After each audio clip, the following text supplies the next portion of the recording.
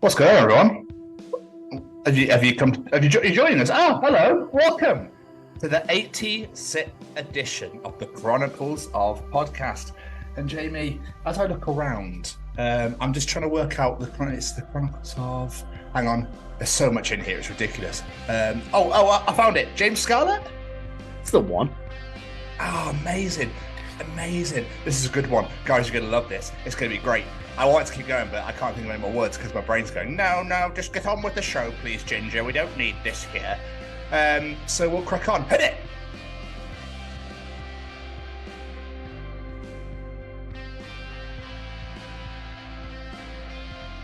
This is Ron Wasserman, the nut that wrote Go-Go Power Rangers. It's Boba Fett here. This is Molly Rennick from Living Dead Girl. It's WWE superstar legend Davey Boy Smith's daughter, Georgia Smith. Hi, this is James from 2000 Trees and Arctangent, and you are listening to the Chronicles of Podcast with Tom and Jamie.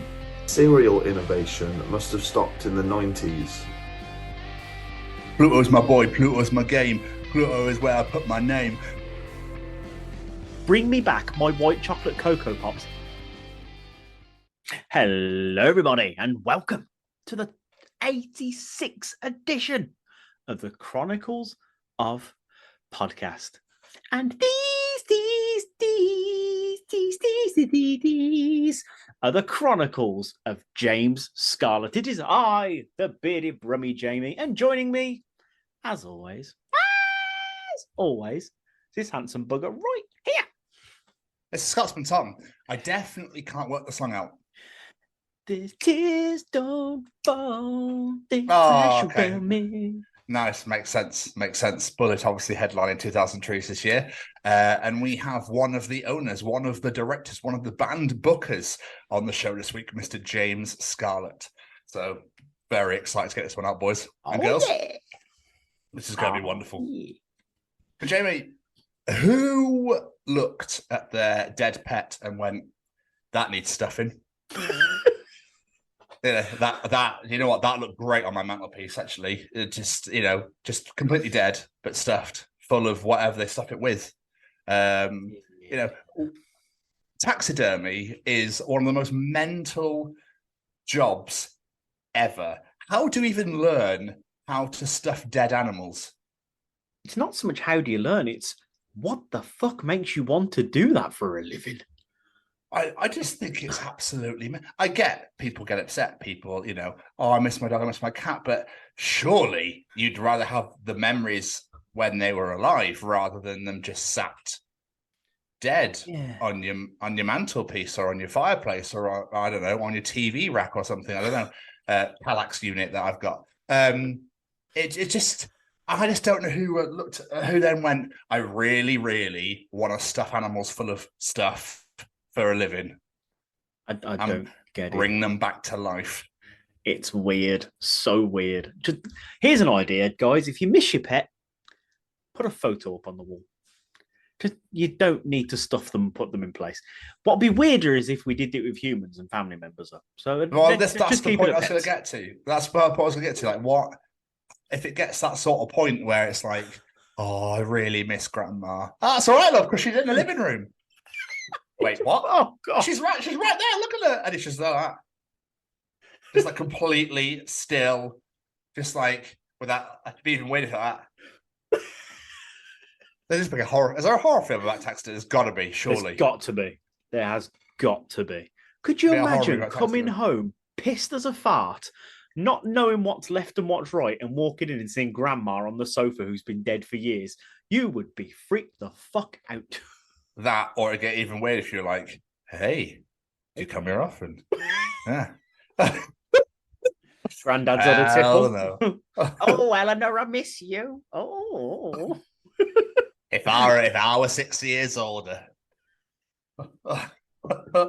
Yeah, it just really, it's because I saw it on TV. I was watching Gogglebox and it came up and there was someone had their cat stuffed.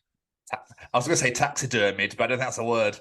They'd had their cat brought back to life via taxidermy, and she was like, "Oh my God!" And then one of the presenters was like, "As they captured his personality, he's fucking dead."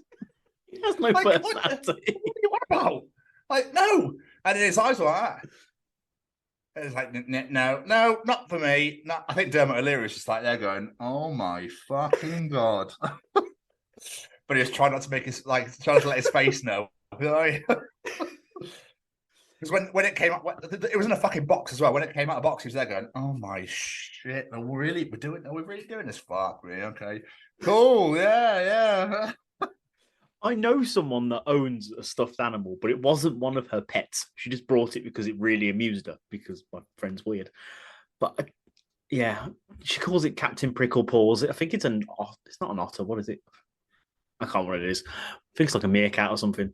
Yeah, Captain Prickle Paws. She put a hat on it and everything. It's not an actual pet of hers, but she just found it in a charity shop, if memory serves, and was really amused by it. Okay. Yeah. I have weird Each their own. Each their own. But do you want to know something that absolutely blew my mind? Always. And is now about to blow yours? I'm ready. Okay.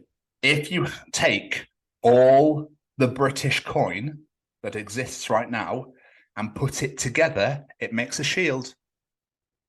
Wait, what? Yeah. True story. Yes. And I'm going to send you the photo of it so we can put it up on here so people can see it. But genuinely, it makes a fucking shield. I've never noticed this before. But You know, then again, I've never lined up got, money. No, well then neither have I. But then you look at it, it's got like one of them's got the line on it, and one's got like it's got weird shapes and stuff on it. Because when you put them all together, it makes the British shield. Not know that. No, did I? That's actually pretty cool. Just a random little factoid for you there. So I like that. Yeah, there you go. That just really, really threw me. But Jamie, yesterday I met Captain Personality. I went and took my PlayStation 4 into CEX because I've now acquired a PlayStation 5. Took my PS4 into CEX, and they're playing Electric Callboy Hyper Hyper. I was like, oh my God, what an absolute tune in the middle of Newport CEX. This is amazing. Amazing. So loving life, just enjoying a bit of Electric Callboy walking through. And I went to the counter and he was like, oh, can I help you? I was like, mate, first of all, this is an absolute tune. And he went, yes. Okay. And then I can feel your excitement. Yeah, I was like, oh, can I trade my PS4? And he was like, oh, he goes, absolutely. Have you got a HDMI? And I was like, no. They get charged you to their HDMI. You're like, what? I didn't £2, apparently.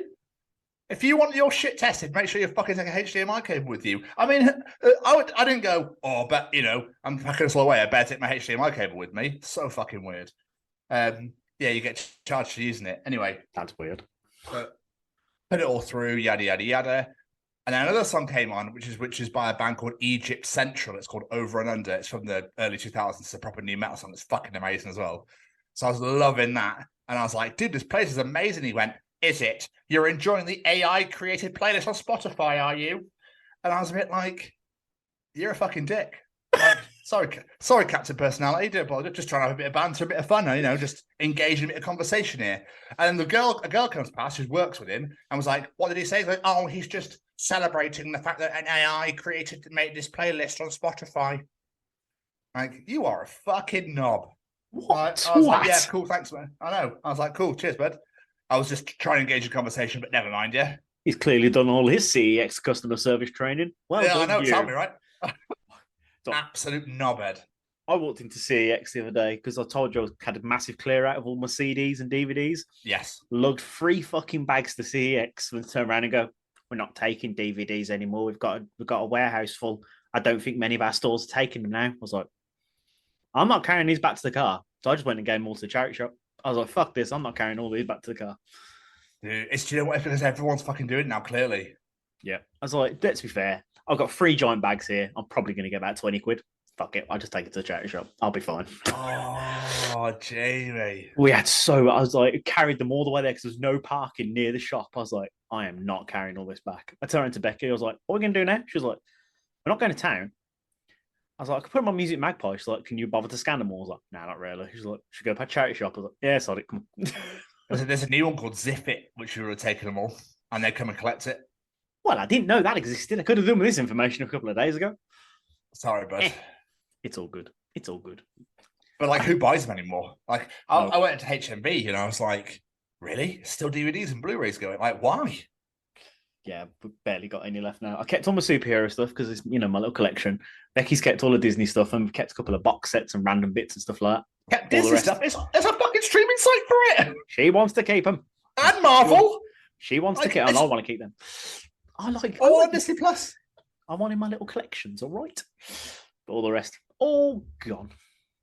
All gone. I had something I wanted to bring to you this week as well. Do you know how we like to talk about random movie tropes that make fuck all sense? Thank God it wasn't poo. Yeah, go on. No poo this week. Oh, I need to think of another poo fact. Anyway. No, please don't.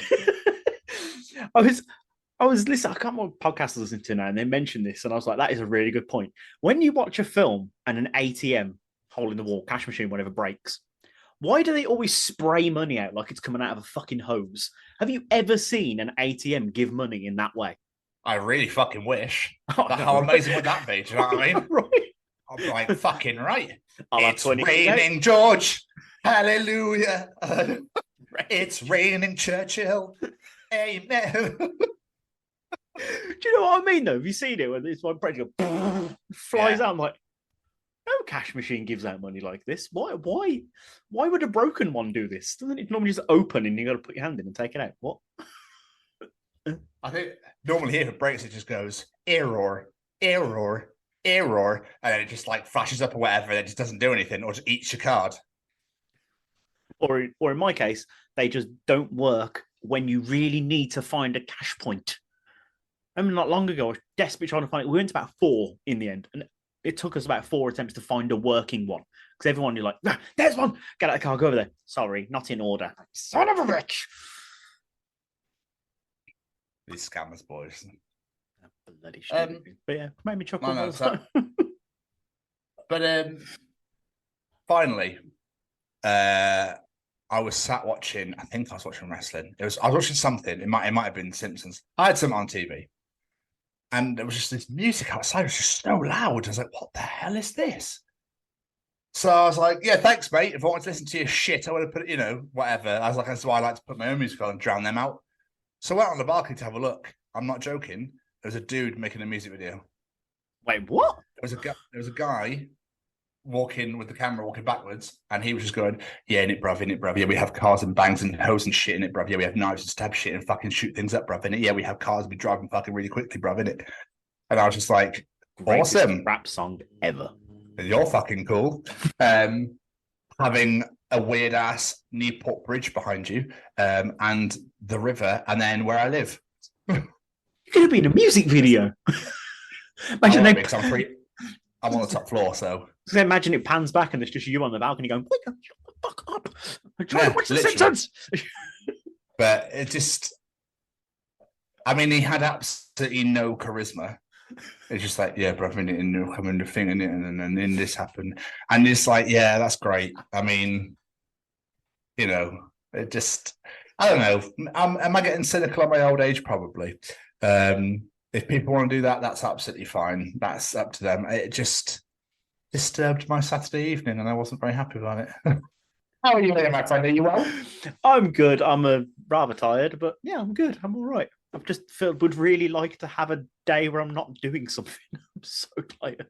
If you go to the gym at 3 a.m., my friend, what do you expect? That's not even why I'm tired. It's because I've done 5 days last week on a split shift. So I was off Monday, then worked 5 days, and I was off 1 day for Sunday. But you can't rest because you've got so much shit to do because you've been at work all week. You need to catch up and do personal stuff. And I'm doing 5 days straight again. And I've gone from doing lates to earlies. So my system is just going, and I'm really fucking tired. That's why I like having a normal job. I'd like one of those, but I like the money I get in this one, so it's fine. Then you can't complain, can you? I'm really fucking British. Of course I could complain. It's in my blood. Just be careful if you go to Birmingham because we're coming. No, I'm joking.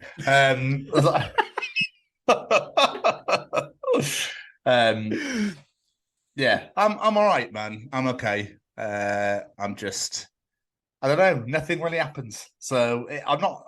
I struggled to get up this morning, which is weird. But I was playing Rocket League till about 1:30 in the morning, so that might explain it. Not really weird now, is it? So, but I was just like, I just don't want to go. This is the thing from working from home. I'm always like, no, I'll get up in a minute. I'll get up in a minute. Because my bed is here. My office is here. So it's just like, yeah, I'll get up in a minute. Laptop's just sat on the desk next to me, like, yeah, I'll open it. I'll call my coffee now. See, it's made me so lazy. This is why I couldn't work at home. When Becky used to do it, I used to do it, and I was like, I could not fucking do this. No. I don't know how I lasted 6 months, to be honest with you. But there we are. That long?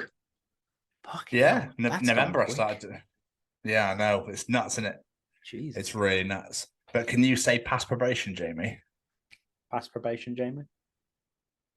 Boom. Yeah. I passed my fucking probation, Jamie. That's my boy. Absolutely amazing. So incredible. That's what I like to see. Thanks, boys. So what's been going on? Not a lot, to be honest. As I said, I've done nothing but bloody Rihanna. I feel like I live in that place at the minute. And the past 2 days have been shifts from hell. Like today, it's just been awful. No staff. Everyone's phoned in sick. Incredibly busy. And then the guy I was working with turned around and went, I'll tell you what, this has been the shift from hell. All we need now is a helicopter to come in. 10 minutes after he says it, beep, beep, beep, beep, beep, trauma by air. I was like, Mike, you son of a bitch. You jinxed us. We literally got down from the helipad about 2 minutes before my shift ended. I was like, not happy. But I mean, you work in a hospital. You can't really have like shift timers, can you? To be honest with you, if shit happens, doesn't it? Oh yeah, it's so weird. It's so weird how it's like, work was so busy because it's a hospital. You kind of almost can't complain about it in a way because it's people. No, I know exactly what you mean. It's just like, oh come on. It's because we started the shift like we covered all the things we had. We got this plan together. It was all sorted. And then it's suddenly another person phones in sick, and another person has to leave early, and another person's running late. And we were just like, it was running so smoothly, and now it's all doomed again. Yeah, it's not a good day. You do your classic Jamie thing where you just do it all anyway because they ask you to. You go, okay. No. I didn't do that anyway. Good man. No. I start on time and I finish on time. It's great.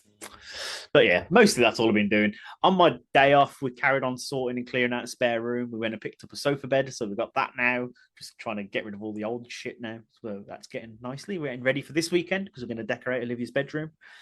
We did a wonderful interview yesterday, which was absolutely amazing. But Saturday is the only real eventful thing I did this week. I went to my first ever Eurovision party. Oh, dear me. Basically, Becky's friends were having a night out for our friend's birthday and they turned it into a Eurovision party. I couldn't really not go.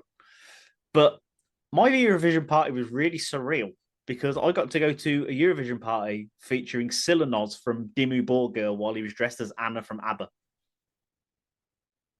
That happened. Not a sentence I ever thought I'd say. Really nice guy. Finally got to meet him. In context, he's going out with one of my friends. But yeah. It was a good night, to be fair. I found myself getting a bit more into it than I thought I would because Finland got fucking robbed. They should have won. That song for Finland was brilliant. But they didn't because Sweden got more votes. So they didn't get robbed. It was rigged, I tell you. It was fucking rigged. It came second. It was rigged. Okay. I just thought Iceland just obviously paused Mortal Kombat so he could do his thing and then fuck off to go fight again. To be fair, there was some half-decent songs. I don't get the massive hype where people are like, this is my event of the year. I must watch this religiously. It's so amazing. I wasn't that invested in it. I just thought it was a bit of fun. People get way too into it. It's a bit weird. But yeah, that's pretty much all I've done this week. I haven't really watched anything. I haven't even picked a new program to watch, like my little binging program to myself. I can't think of anything I want to watch. So I might need some help with this one. I need to pick something. Although after our conversation with the guest we interviewed yesterday, I think I might know what I'm going to try and check out. So we'll find out. What about you, sir? Definitely Rabbit Hole, yeah. Oh, yes. I forgot about that. The finale was great. What have I been doing? That's a good question. I purchased myself a PS5 because I, my PS4 was starting to, when you turn on, it goes. And I was like, okay, I think the fan is struggling a little bit here. But I'm not joking. When I was cleaning it out to take it to CEX, like the fucking dust in the fan holes, I was like, It all makes sense now. I actually pulled it out and went, oh damn! So I got some tweezers, and I'm not joking. It's like I was pulling forever. So it's like when clowns have the handkerchiefs down their sleeves. It was literally like that. It's like,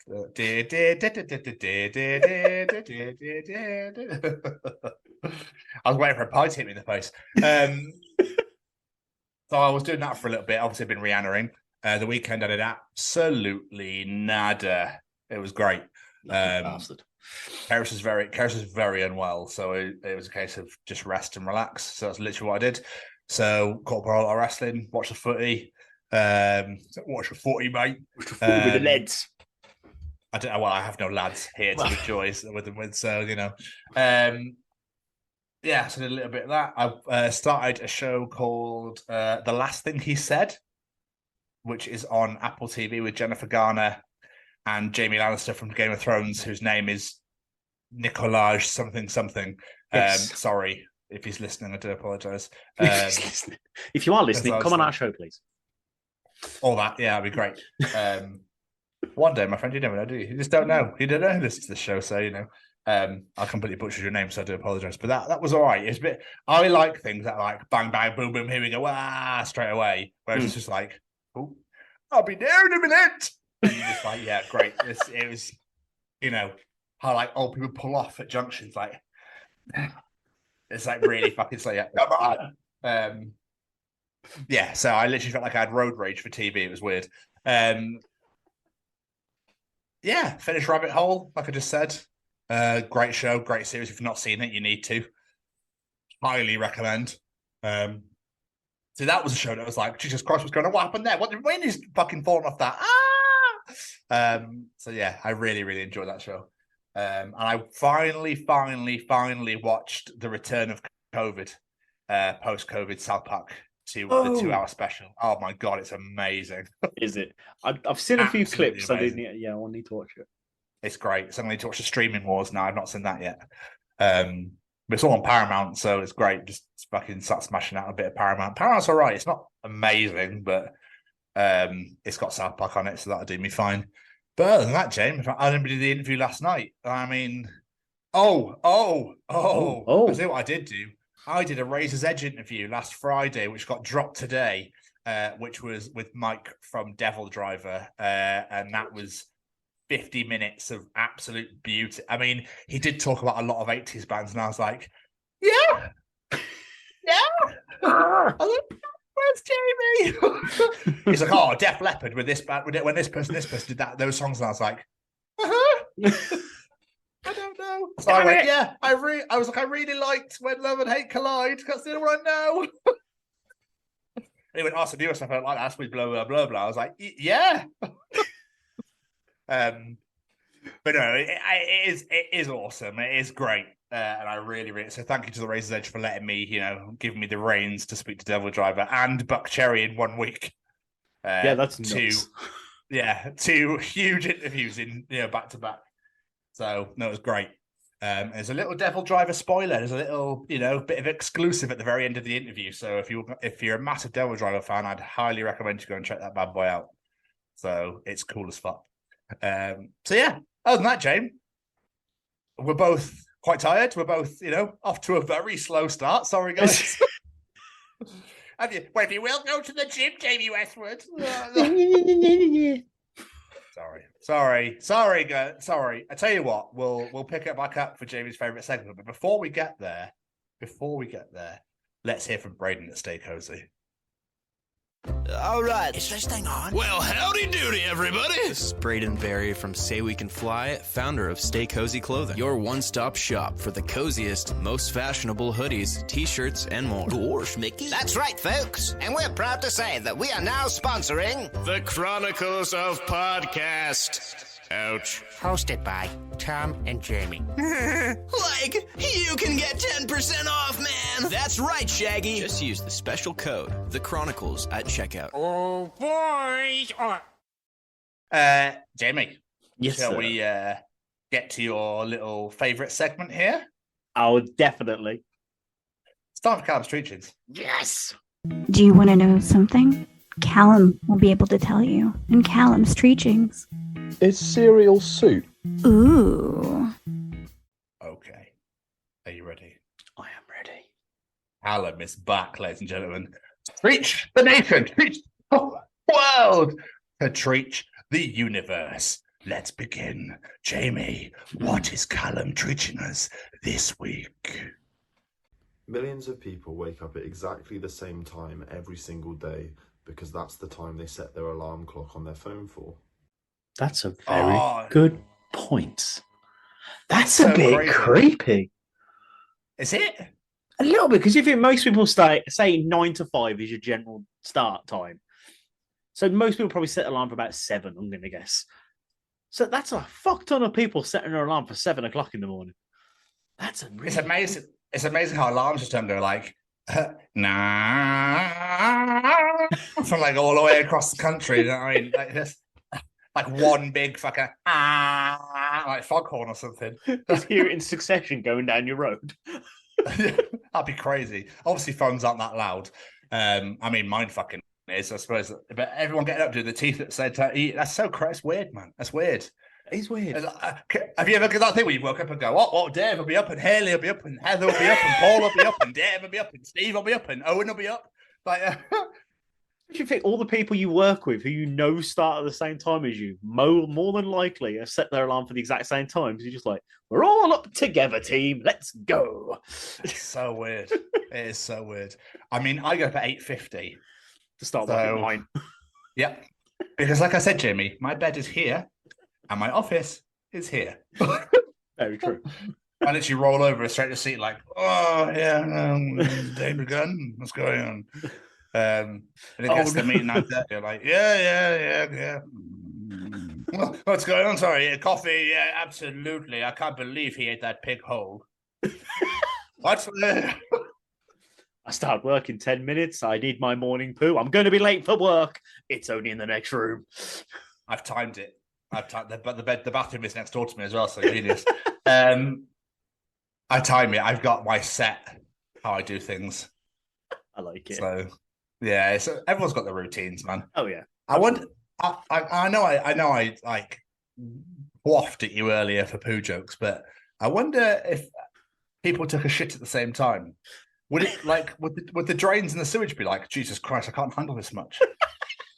Do you know what I mean? People like literally flushing at the same time with the amount of water. It's not. It's just shit you don't think about. Yeah, it's like you just don't think about it. You really don't. And like you said, what if it like all formed as one big giant fucking creature, and it was like, yeah, that was so weird, isn't it? If it all like Terminator does when he melts. As long as we don't want that. Oh, 1000. Exactly. But we'll move on. We'll move on from poo jokes and waking up at the same time. Can you tell me what Callum is treaching this week? Oh, go on then. There are generations of kids growing up today that only know 8 planets and didn't know that there used to be 9 in our solar system. Dude, no, don't do this. That's so nuts. It's true. Because when I think I mentioned it a while ago, a few weeks ago, I went to Olivia's school play. They didn't do the planets. I got to the end and I was like, where the fuck's Pluto? Where the fuck is Pluto? You're leaving my little boy out. Where's Pluto? And then I was like, shit, it's not a planet anymore. Wait, hang on. Leaving your boy out? Yeah, I don't know. I just made it dramatic. Oh, I was going to say, my boy Pluto. Where is Pluto? Where the fuck is he going? You best not be dissing my boy Pluto. You're a real planet. Dissing my boy Pluto. You're fucking me coming on down, going up to Pluto. You know, when he lives on Pluto, when he kills some bitch and stabs some hoes up on Pluto, innit? Pluto's my boy. Pluto's my game. Pluto is where I put my name. Pluto. Fuck, you're going straight to Newport making a music video in a minute. I'll fit right fucking in. That is crazy as well, because like GCSEs now are numbered. What the fucking hell is this? I know, right? It's weird. I don't like it. Stop it. Like, what do you mean? Why did you change things around? But obviously then our parents did O-levels So obviously we did A levels. So obviously we're like fucking 20 times better because they had to do O's and we got A's. But there we are. Oh no, it was GCSEs. It's GCSEs and no levels, wasn't it? A levels was still a thing then. I meant GCSEs, not A levels. I do massively apologize. That joke is redundant. Fuck that joke in the ass. It doesn't even need to be here. All right, get rid of it. See you later, twat. O levels and GCSEs. So we got 4 letters. They only got 1. Yes. Bless them. Very true. Bless them. Very true. I only got. No, I'm joking. I got all of mine, I think, but they weren't great. Mine were. It's such a weird. To be desired, should we say? Oh, that makes sense. But hey, I mean it does, but hey, I'm only joking. I'm only joking. At least you can spell Sterling. But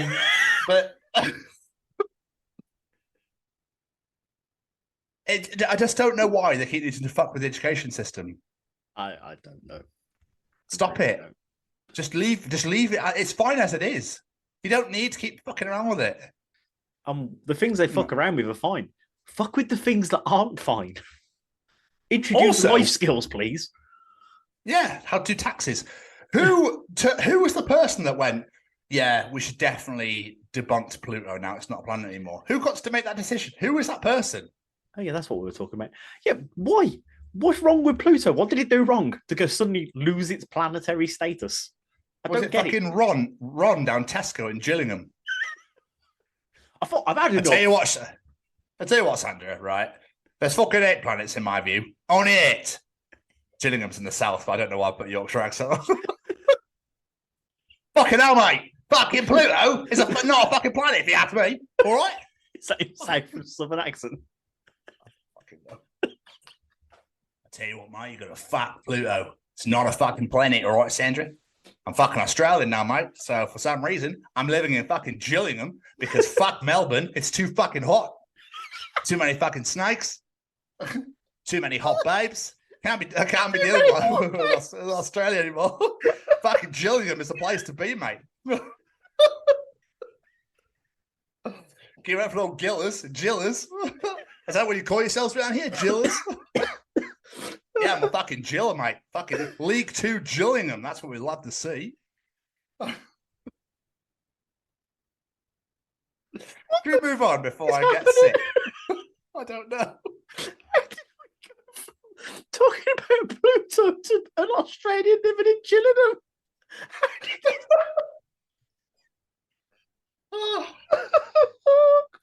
but I don't know who that prick is that decided that Pluto wasn't a planet anymore. Oh, that was it. He obviously just wanted to make a name for himself or something. He clearly was like, I know how to get my name in the history books. I've been studying. There's obviously some quote that says, Pluto no longer a planet by some twat.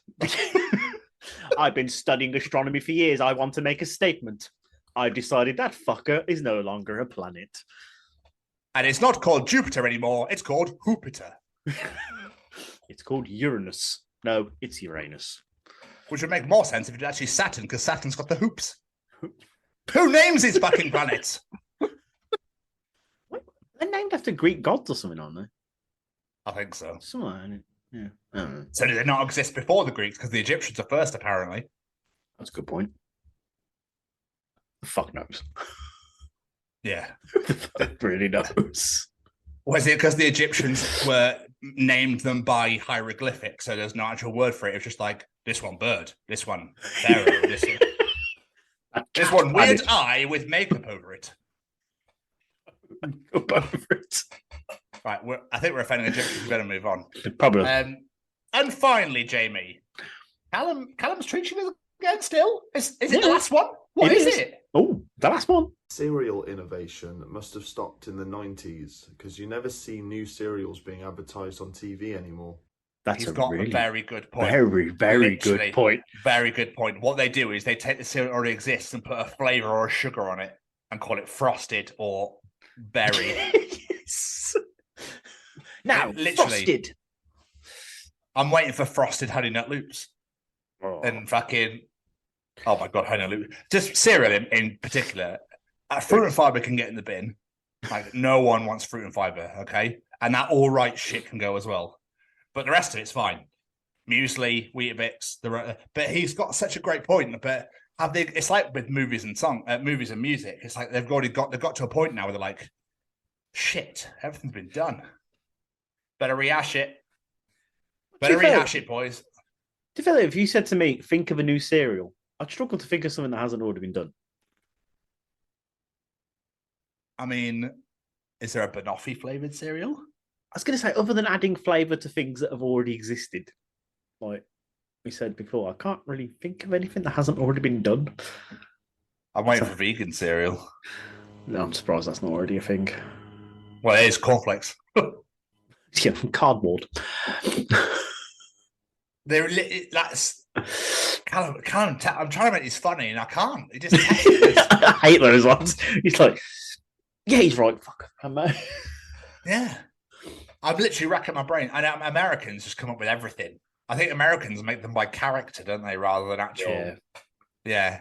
And they put a lot of marshmallow in. They do, yeah. What pisses me off is when they release a limited edition flavour and then you really like it and then it vanishes.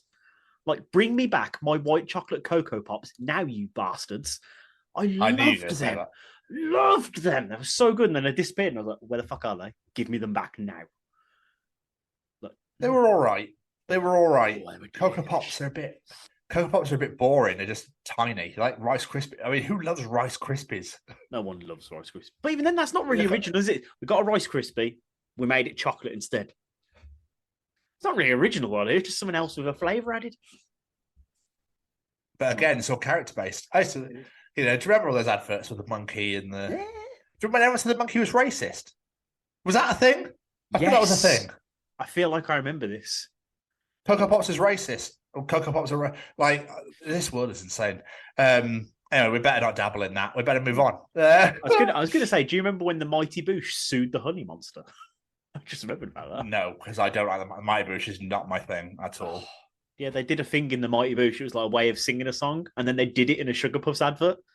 So the Mighty Boosh sued them because they completely ripped them off. Oh, I see. Sorry, that took me a second. My brain was going, yeah. And then I realised what you're talking about. Weird world we live in. Yeah. Oh, no, it's so crazy. So crazy. Anyway, that was Callum's Treachings. An absolute glorious, glorious week.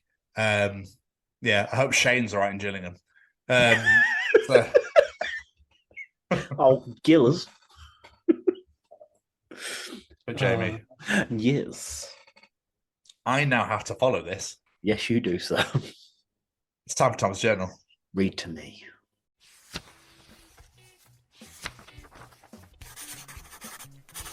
And welcome to another edition of Tom's Journal. So, welcome to another edition of Tom's Journal. Jamie. Yes. A man is buying a banana, an apple, and 2 eggs. The female cashier says, "Well, you must be single." The man answers, "Wow, how the hell did you know that?" She said, "Because you're ugly." Fucks. Poor man. Just let the man buy his food in peace, woman. Jesus. So good. It's a nice little dad joke to start you all off there. You bring you all in, make you feel comfortable and sitting and chilling at home. Wait, you're Mexican? You don't look Mexican. Yeah. Well, what am I supposed to look like? A fucking quesadilla?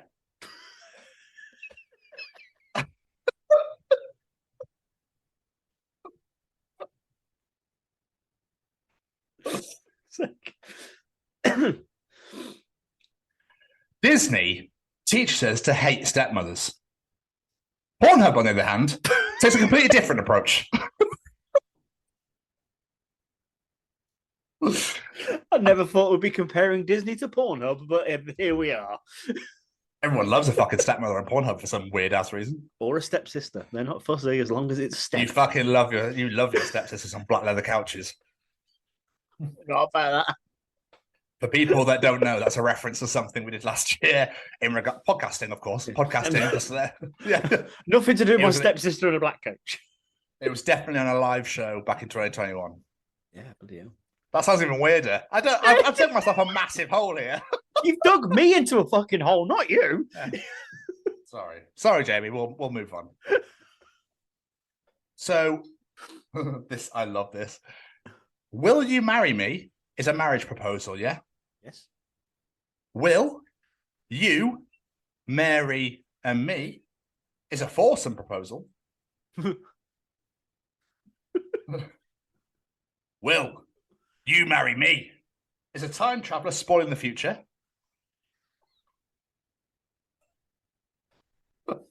This is our favorite one.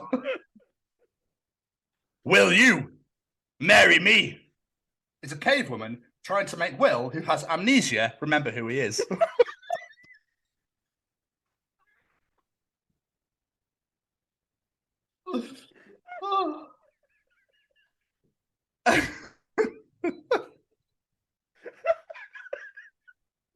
I love how much that tickled you as well. I thought it was great. Oh, I like that.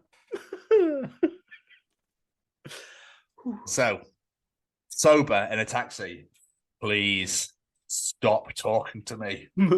Drunk in a taxi. And that's why, Mick, is why I'm emotionally unavailable, I suppose. It's so fucking true. If I'm sober, do not talk to me, taxi man. Get me to my destination. I don't want a conversation with a stranger. Drunk, you're going to hear my life story and I want to hear yours. Let's go.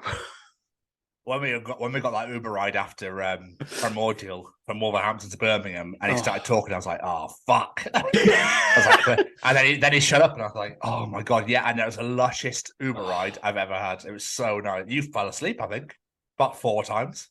Probably to me. Yeah, I looked at you doing that. Yeah, that sounds with right. your head down. Yeah, it was a long day. All right, it was a great day. That was. It could be a short day and still fall asleep, but regardless, it was a long day. Right, do me a favor, because I know how much you fucking love joining in. Don't join in with me here, okay? Because you need to hear the lyrics, all right? Okay? Okay, here we go. That's me in the corner. That's me in a cock fight, losing to a pigeon. For fuck's sake. And I think that's how R.E.M. should have sang it, to be honest with you. I think whenever I hear that song, that's all I'm going to hear now. Yeah. And I quite like that song, so cheers. Very well. Thanks to Jess for posting it. That's why I took it. But it got even better, right? With this absolutely amazing news headline of the Procrimers 500-mile walkathon ends with 10 dead, 35 injured.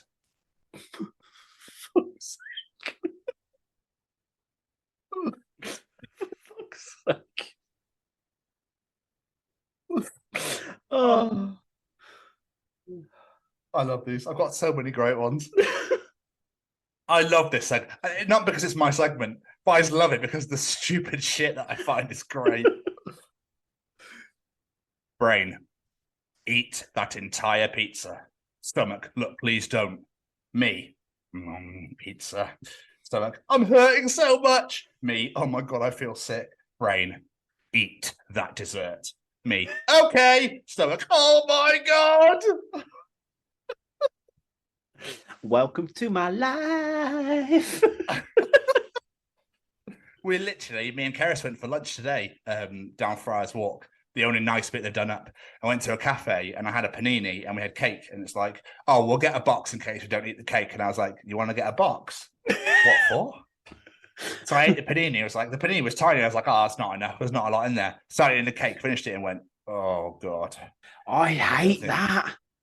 I can't eat for the rest of the day.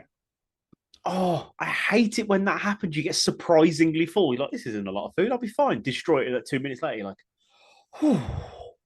Who was that food for 2 minutes? Depends on I just Henry the Hoover. Oh, that was delicious. Oh, fuck. Oh, I'm feeling bilious now. Oh, I literally had enchiladas. You know how much I love enchiladas, and I had 5 of them. And I was just tucking in, but I didn't realize that I was literally like, I almost ate the plate. That's how much I was enjoying it.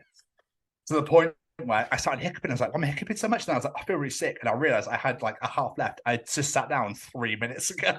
Jesus I was like, Christ! "Oh my god, I feel so sick." I was like, I wasn't even thinking about it. It's like, "Bum, bum, bum, bum, bum." 3 minutes and you're at 3.5 and you're It like, was literally about 3 or 4 minutes. Yeah, and I was just like smashing them in my face. But I wasn't paying attention at all. But they were in like 3. It wasn't like in little tiny segments. It was like big chunk, big chunk, big chunk, gone, big chunk, big chunk. You know what I mean? I was like, it's like I don't know what to do with myself. Iris hasn't even sat down yet. She's still walking across the living room. With a plate. She was. Jamie, if you had won $30 million and your mum's left eye cost $20 million to fix, what would you do? She's seen enough. Fucking I ain't paying $20 million for a fucking eyeball. Buy an eye patch, be fine. You'll adjust. I feel this is you. This is not for me because I don't do kids. Literally, I don't want them either. But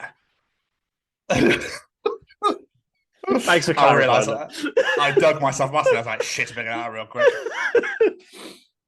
I genuinely don't know how the fuck I'm supposed to have children. You are telling me they're suggesting ice cream for dinner and picking up another dog on our way back, and I had to say no, and that's not a great fucking idea. Laughing my fucking ass off. Sorry, but I'm not fake.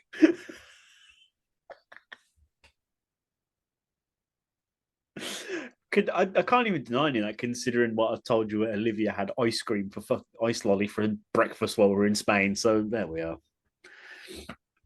Hey, I didn't give it to her. I hope not. You call it OCD. I call it put that fucking shit back where you found it. Yes. Yes. All of that. God, that drives me mad. Yeah. Normal cat. Meow. Texan cat. Meowdy.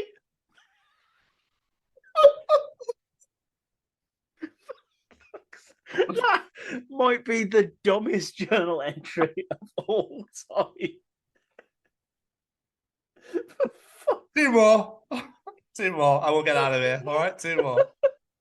I will move on to the piece of resistance. Oh, yes.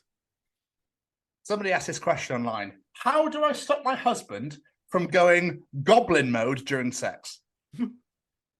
My husband says, goblin mode activated. When we start to have sex, growls and acts like a caveman. Then says goblin mode off when we stop. And then pretends to not know what the fuck I'm talking about when I ask him about it. Lady, your husband is a fucking hero. I don't even know what it is. I just find it weird and was like, that's going in because it's odd. It's like the idea, acting like you've got complete amnesia so you can act like a knob. Pikachu, why choose you?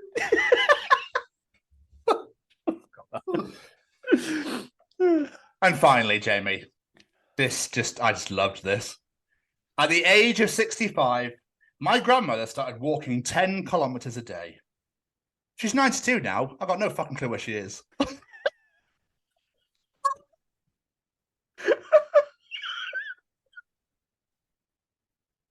Oh, for fuck's sake. Oh, that was one of my favourite bits ever.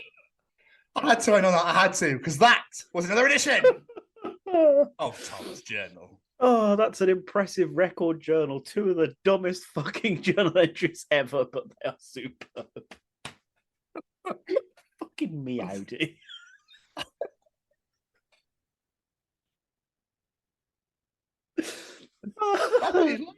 I do love it, but it's so dumb. But this is what we're all here for. The piece of resistance. Jamie, shall I bring in? Oh, yes. Welcome to the Chronicles of James Scarlett.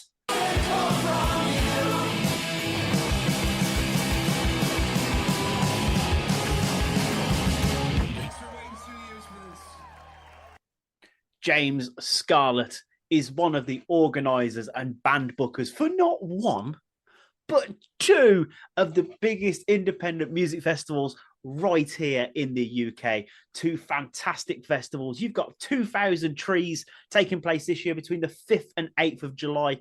And check these out for some headliners. Soft Play, formerly known as Slaves, Bullet for My Valentine, and Frank Carter and the Rattlesnakes. All in a field just outside of Cheltenham. Bring that on, please, ladies and gentlemen. An incredible, incredible lineup.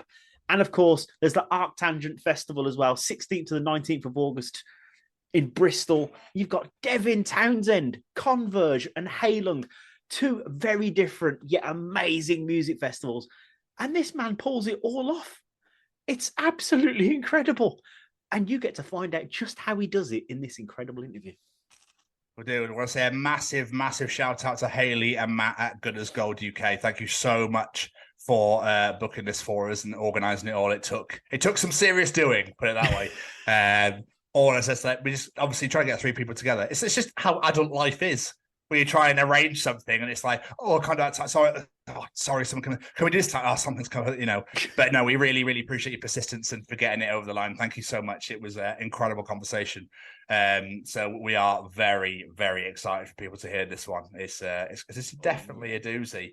And James, thank you so much for taking the time out of your very, very, very busy day, schedule, life to sit and chat to us two idiots for an hour and a half. It was great. We absolutely loved it. Jamie! Yes, sir. Do you have any final words at all for anyone out there or our guest? Just a massive thank you to our guest, and boys and girls, you are going to love this one. You want to find out the ins and outs, the inner workings of music festivals, this is the place to do it. Check it out. Especially if you're a Trees and Arctangent fan. Ladies and gentlemen, here we go. Ladies and gentlemen, interviewing this week from 2000 Trees and Arctangent Festivals, it's James Scarlett. How you doing, fella? You okay? Very good, thank you. How are you? Yeah, good. Thanks for asking. No one really asks. Appreciate that. Pleasure. My pleasure. No, we really, really appreciate you doing this, James. I know it's been a bit of back and forth with timings and dates and stuff. So, really appreciate you taking the time out of your evening to sit and chat to us. All good. Is it is it videoed? Yes. Yeah. Cool. If that's Is that okay. all right? Yeah. Yeah. No, it's fine. It's good to know, isn't it? Before you start, 100%.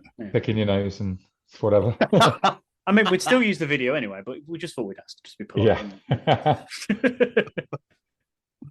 Yeah. So essentially, just a bit of a rundown quick. Jamie is going to do a really nice introduction just to lure you into that false sense of security, so you feel quite comfortable. Like, do you know what? I actually quite like it here. And then we're going to absolutely bombard the living crap out of your questions. How does that sound? All good. Sounds great. Fantastic. Beautiful. Language isn't a problem here. Just say whatever you want, as long as there's no C words. We don't really like the C words. Okay. You're all cool. groovy. As much as we'd like to say them a lot of the time. Yeah. Right, let's get my intro out of the way. Ladies and gentlemen, today we bring you another fantastic guest. As the summer months are approaching, us music lovers are looking forward to one thing: festival season, baby. And this week's guest is so kind and generous that he doesn't just bring you one festival to enjoy, but two. He's far too kind. Today we speak to the founder, organiser and band booker for the 2000 Trees and Arctangent Festivals. Boys and girls, join us as we bring you the Chronicles of James Scarlett. Amazing. I like that. You're going to put that in your bio now. James, I suppose we should start off really with the past couple of years. Like, the pandemic obviously hit the music industry quite hard. So how have the last few years been for you? COVID wasn't great. I mean, it was just a bit in 2020, in like March, April, was just a bit terrifyingly unknown for festivals, I think. No, because there was no precedent for it. There's precedent, I don't know, 200 years ago or whatever, but there's no, like, if you're a music festival organizer, you can't go, oh, what did we do last time? Or what did someone else do? That was scary, very unnerving. So I spent about 3 or 4 months in 2020 just walking around on the phone to my business partners, just being like, what do we do? What's happening? is there going to be you spend a few months saying, is there going to be a festival in 2020? And then we spent another 12 months saying the same about 2021, and there wasn't either. So yeah, it was pretty mad. But we were lucky. We did an amazing crowdfunder for both of our festivals that raised loads of money from our audience, which sort of helped us keep the lights on. And we got an Arts Council grant as well. So yeah, it was pretty bonkers, but we're still here. And like last year was the biggest 2,000 trees ever, and it was the biggest Arctangent ever. There's like both festivals sold out, so it feels like we're in a really positive place. We've come through the pandemic like more sort of, I don't know, bigger and better than we ever were, which is like great. And I didn't really know that was going to be the case. If you'd asked me in April 2020, I would have said I have no idea. It's crazy, man. Like, obviously, I think everybody got the hunger and the thirst for it, didn't they, in 2022? They were like, I just need to get in a field with a crate and hear as much loud music as I physically can. Yeah. It was, yeah, absolutely. That's totally how I felt as well. And it was cool to get a taste in 21. I went to the download pilot and I went to Bloodstock. That was great. But yeah, 2022 was like the full return. So it felt good. I'm amazed that people actually came out clothed. We can actually go outside. Yes! I could just imagine those phone calls, those initial phone calls when you talk to your business partner, just pacing back and forth, going, shit. What do we do? Shit. Yeah. I was usually holding a beer at the time because it was kind of calming my nerves. But, it's 9 a.m, but we're locked down. Who cares? Shit. Yeah. That did make it more acceptable for morning drinking. Not that I'm encouraging anyone to do that. Lockdown's over now, people. It's a faux pas again now. Yeah. But take us back, sir, to the days of young Master Scarlett. What did young James want to be when he was growing up? Because I can't see a young kid wanting to grow up to book festivals. No, I mean, probably a footballer, I guess. Probably, I probably wanted to, I don't want to make you hate me, probably wanted to play for Man United. And I think that was basically it. I was one of those kids that throughout my sort of teen years, I didn't really know what I wanted to do. In fact, it wasn't until my sort of late 20s I had any idea that I was even going to be anywhere near the music industry. So I was kind of a weird route for me compared to other people who are like booking shows when they're 17 or whatever. I didn't do that at all. So yeah, footballer. Nice. I can imagine, Ferguson was like, sorry, James, it's not for you. Go, fine, I'm going to go book some festivals then. I'll see you later. Yeah, it was pretty much like that. But what I find mental, though, about like schooling and university is like, by about 16, they go, so what do you want to do then? What do you do with your life? You go, I don't know. Like a lot of people go to uni, don't they, and just study what they like at the time. And then by the time they finish, they go, well, I don't want to do that anymore. No, absolutely. I mean, that's basically what happened to me is I did economics A level and I did well in it. So I did it as a degree. That was basically the entirety of my thought process. There was like no plan. I'll just do economics. So yeah, it didn't immediately scream festival organizer. To be fair, I'm 36 and I still don't have a fucking clue what I want to do. So it's, I don't know, a 16-year-old's supposed to know. Yeah, exactly. I suppose, well, by the time you've done it for 3 years and studied it, by the end of it, you're like, I'm sick of this now. I don't want anything to do with this subject anymore. Yeah, absolutely. I mean, it's a weird one. I think because I've got a 5-year-old kid, and I think quite a lot about what I would tell him to do. Like if he asked me for advice, which he may well do one day, because I think everyone like. When I was growing up, you were supposed to, if you would be a lawyer or a doctor or an accountant, and then everyone would be proud of you. But all the lawyers, doctors, and accountants I know are like mostly miserable and hate their jobs. So although they've got big houses, they're not very happy. So whether or not that is actually the way to go in life, I don't really know. So it's like, what would you? I'm talking to myself really, but like, I don't know what do you advise someone to do? You're not going to be the Man United striker. It's not actually a realistic goal in life. So I don't know. You never know. Could be. Someone's a Man United striker. It's possible. Maybe. Well, my 5-year-old did score 4 goals yesterday morning at his. It's called Little Kickers, and I was properly being competitive dad. It was great. Go on, son. Go on. Yeah.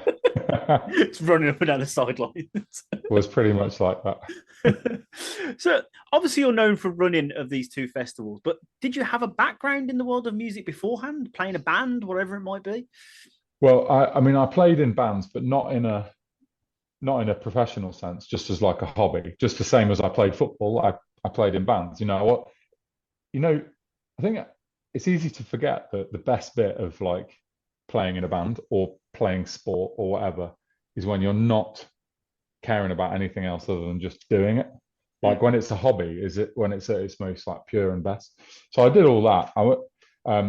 But not anything even remotely close to like professional. And I was brought up in a village, so I don't think we ever really thought about the fact that if you were in a rock band, you would be famous. It was just like those people, like those bands that you were listening to were kind of like superhuman, and they all came from London or whatever. It never really occurred to me that that would be a thing. So we just used to play.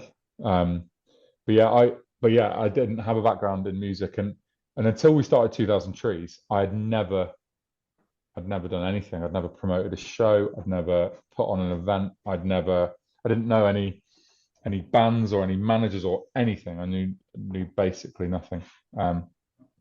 So yeah. So what exactly spurred you on then to be like, screw it, I'm going to start a festival? Well, it's because me and my friends had jobs that we sort of, well, some of us hated our jobs. I really didn't like my job. I think some of us were just looking for something to do, like a hobby. So let's find a hobby to do. We'd started going to a bunch of like what you might call boutique festivals, like Truck Festival is one, Why Not is another. And so I've always been massively into music festivals, but there was never like, I felt like the perfect festival didn't exist because on the one hand, you had these really amazing experiences like Truck Festival was great, but I didn't really like the music that much. Or on the other hand, you could go to like Download or Reading where I love the music, but I just felt like the experience was a bit shit. So we tried to combine the boutique atmosphere that you get at a small festival with a rock lineup. So that was the idea behind 2000 Trees.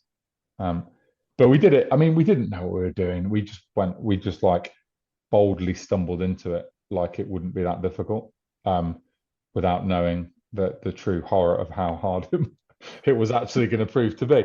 But yeah, we're still here, so I think it went okay. What was that initial conversation though with you and your friends in order to get this idea out there?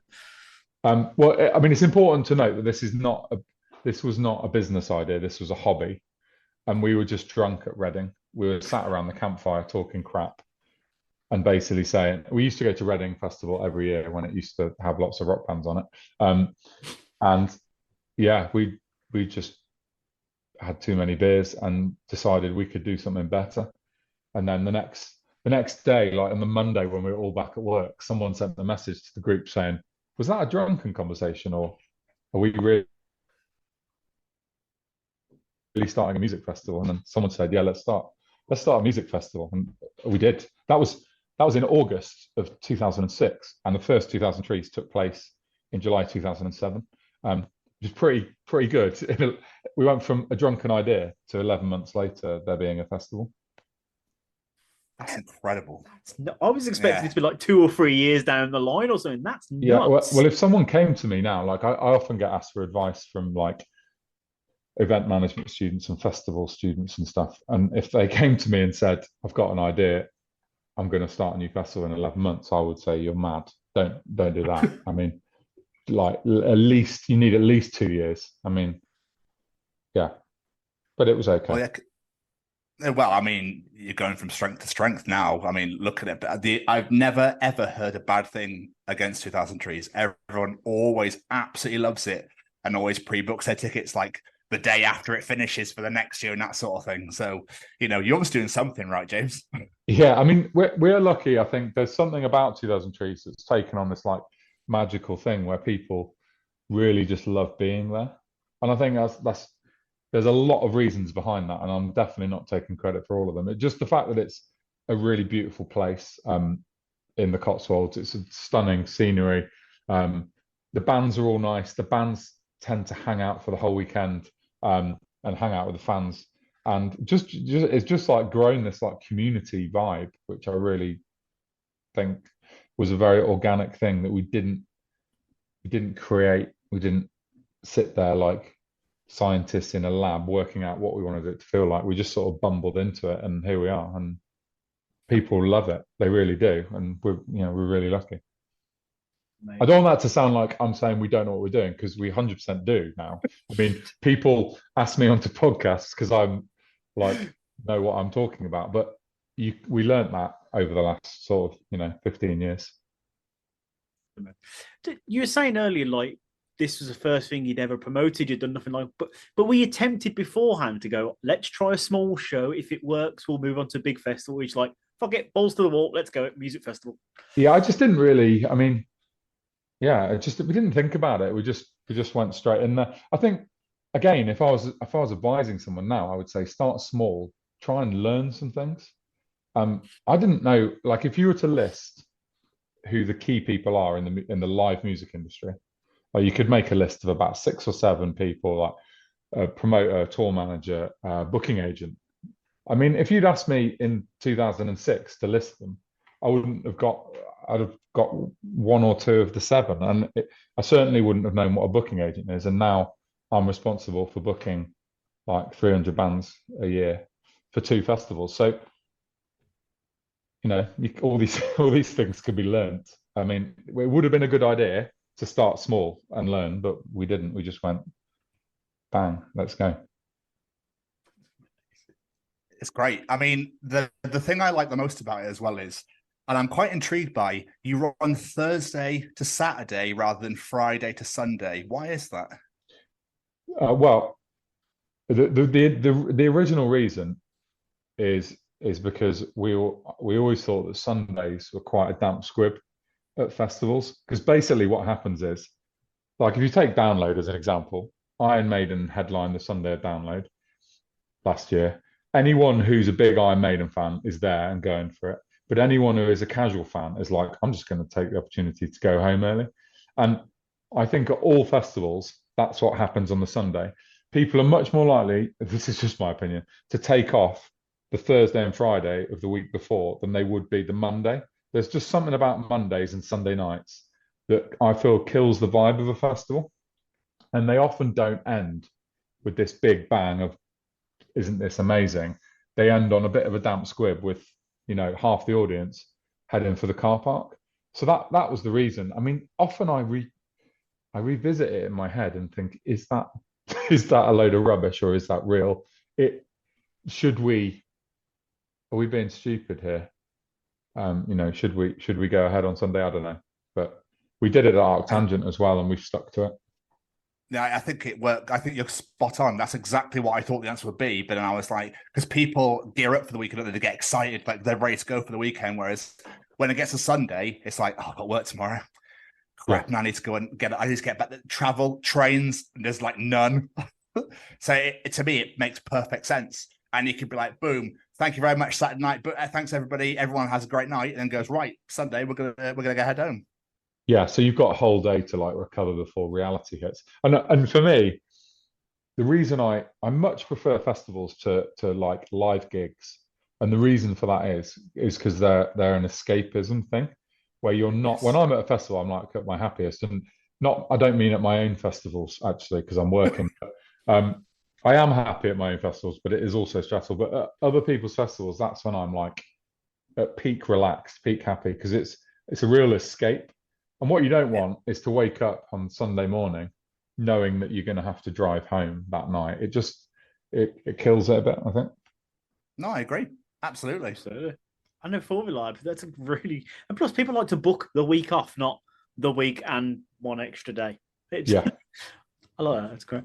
But how did you even know where to start with organising and arranging this? Did you speak to like other organisers if you knew anyone to ask?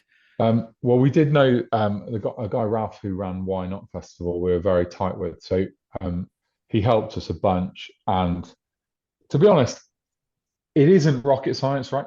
Or brain surgery. If you decided to be a brain surgeon, you absolutely couldn't work it out yourself, right? You would need to get someone to show you how to do it. But you really could. I mean, with festivals, it's like if you just think about it, you need a farm, and you need to decide how many stages you've got, and those stages need like a PA and some lighting and some power, and there needs to be some fencing and some security. Like you've been to festivals, you could actually, if you sat with your mates as we did, you could write a list of 150 things that you need to put on a music festival, and then obviously, I don't know how people would have done this pre-internet, but with Google, our friend Google, you can basically you can email a sound company and say we're doing a festival, and then go and meet them, and they tell you what you need. They tell you how much it's going to cost, and we just did it bit by bit. We just picked a thing, and then let's work out how you do fencing at festivals. It's not actually really that complicated. I mean, it's just not. Do you know what? The only thing here's what I tell students again. The only thing that's difficult about music festivals is firstly finding a niche where you're not just copying everyone else, and there is an audience for that niche. And second thing, which leads on from it, is selling the tickets. Those two things are extremely difficult to do, and selling tickets in a very competitive world of festivals in the UK is really tough. But everything else, after doing it for 15 years, I think putting on a festival is basically easy, really. But selling tickets isn't. Does it kind of like blow your mind a little bit? It's like, how much of the paving, the weird black plastic paving thing is like a raining everywhere, that sort of thing, and like fencing, especially for a massive like venue and whatever else. Like, it's those kind of things I don't think people think much about in a way, because it's like, oh, how big is it and how much do we need? And obviously, and then get the paving down. But obviously, I think you get blessed with being in July because it doesn't really rain all that often. Well, I mean, now it does, but. Yeah. Well, it doesn't rain. It hasn't rained at 2000 Trees really for about 11 years now. But when it did rain, it rained a lot. So all that's trackway that you're talking about. So you've got some trackways for people to walk on, some trackways for heavy vehicles to drive on. It's just another cog in the sort of wheel of stuff you need to book. Let me be clear though, the first year wasn't great. It wasn't like some amazing festival. It was cobbled together just about okay, and 1,000 people had quite a nice time, with a few bands that people would recognise, like In Me and Frank Turner. And it wasn't amazing though, and we didn't have any trackway. We definitely wouldn't have spent. It wasn't. I don't know if we thought about it or not, but we didn't want to spend money on that sort of thing at that time. So. So where did the name come from, boy? 2000 Trees. Well, it's a great name. It stands out. Where did it come from? Well, I mean, we had a long time trying to choose a name with that, and we had some bad. There's a spreadsheet somewhere with all the ideas that we came up with, but we were I don't know. I was going through a particularly militant environmental phase where I was like, I'd given up flying, and I was going around telling everyone that would listen that they weren't being green enough and we were all going to die. And I still believe all those things, but I've sort of learned to live with it and keep it to myself a bit. Anyway, so 2000 Trees kind of came out of that. There was 2,000 people supposed to come in year one, although it was only 1,000 in the end. And it was basically just a green festival idea about planting trees. Really, that is a rubbish answer, but it is the truth. One day I'm going to make up a better answer. I always think, why don't I just make a story up? That would be way better. We want the truth. We like the truth, James. I remember, do you know, when Biffy Clyro first started getting big, they used to get asked in every interview, how did you come up with the name? And they basically just used to tell a different story in every single interview. And I think that's quite a good way to do it.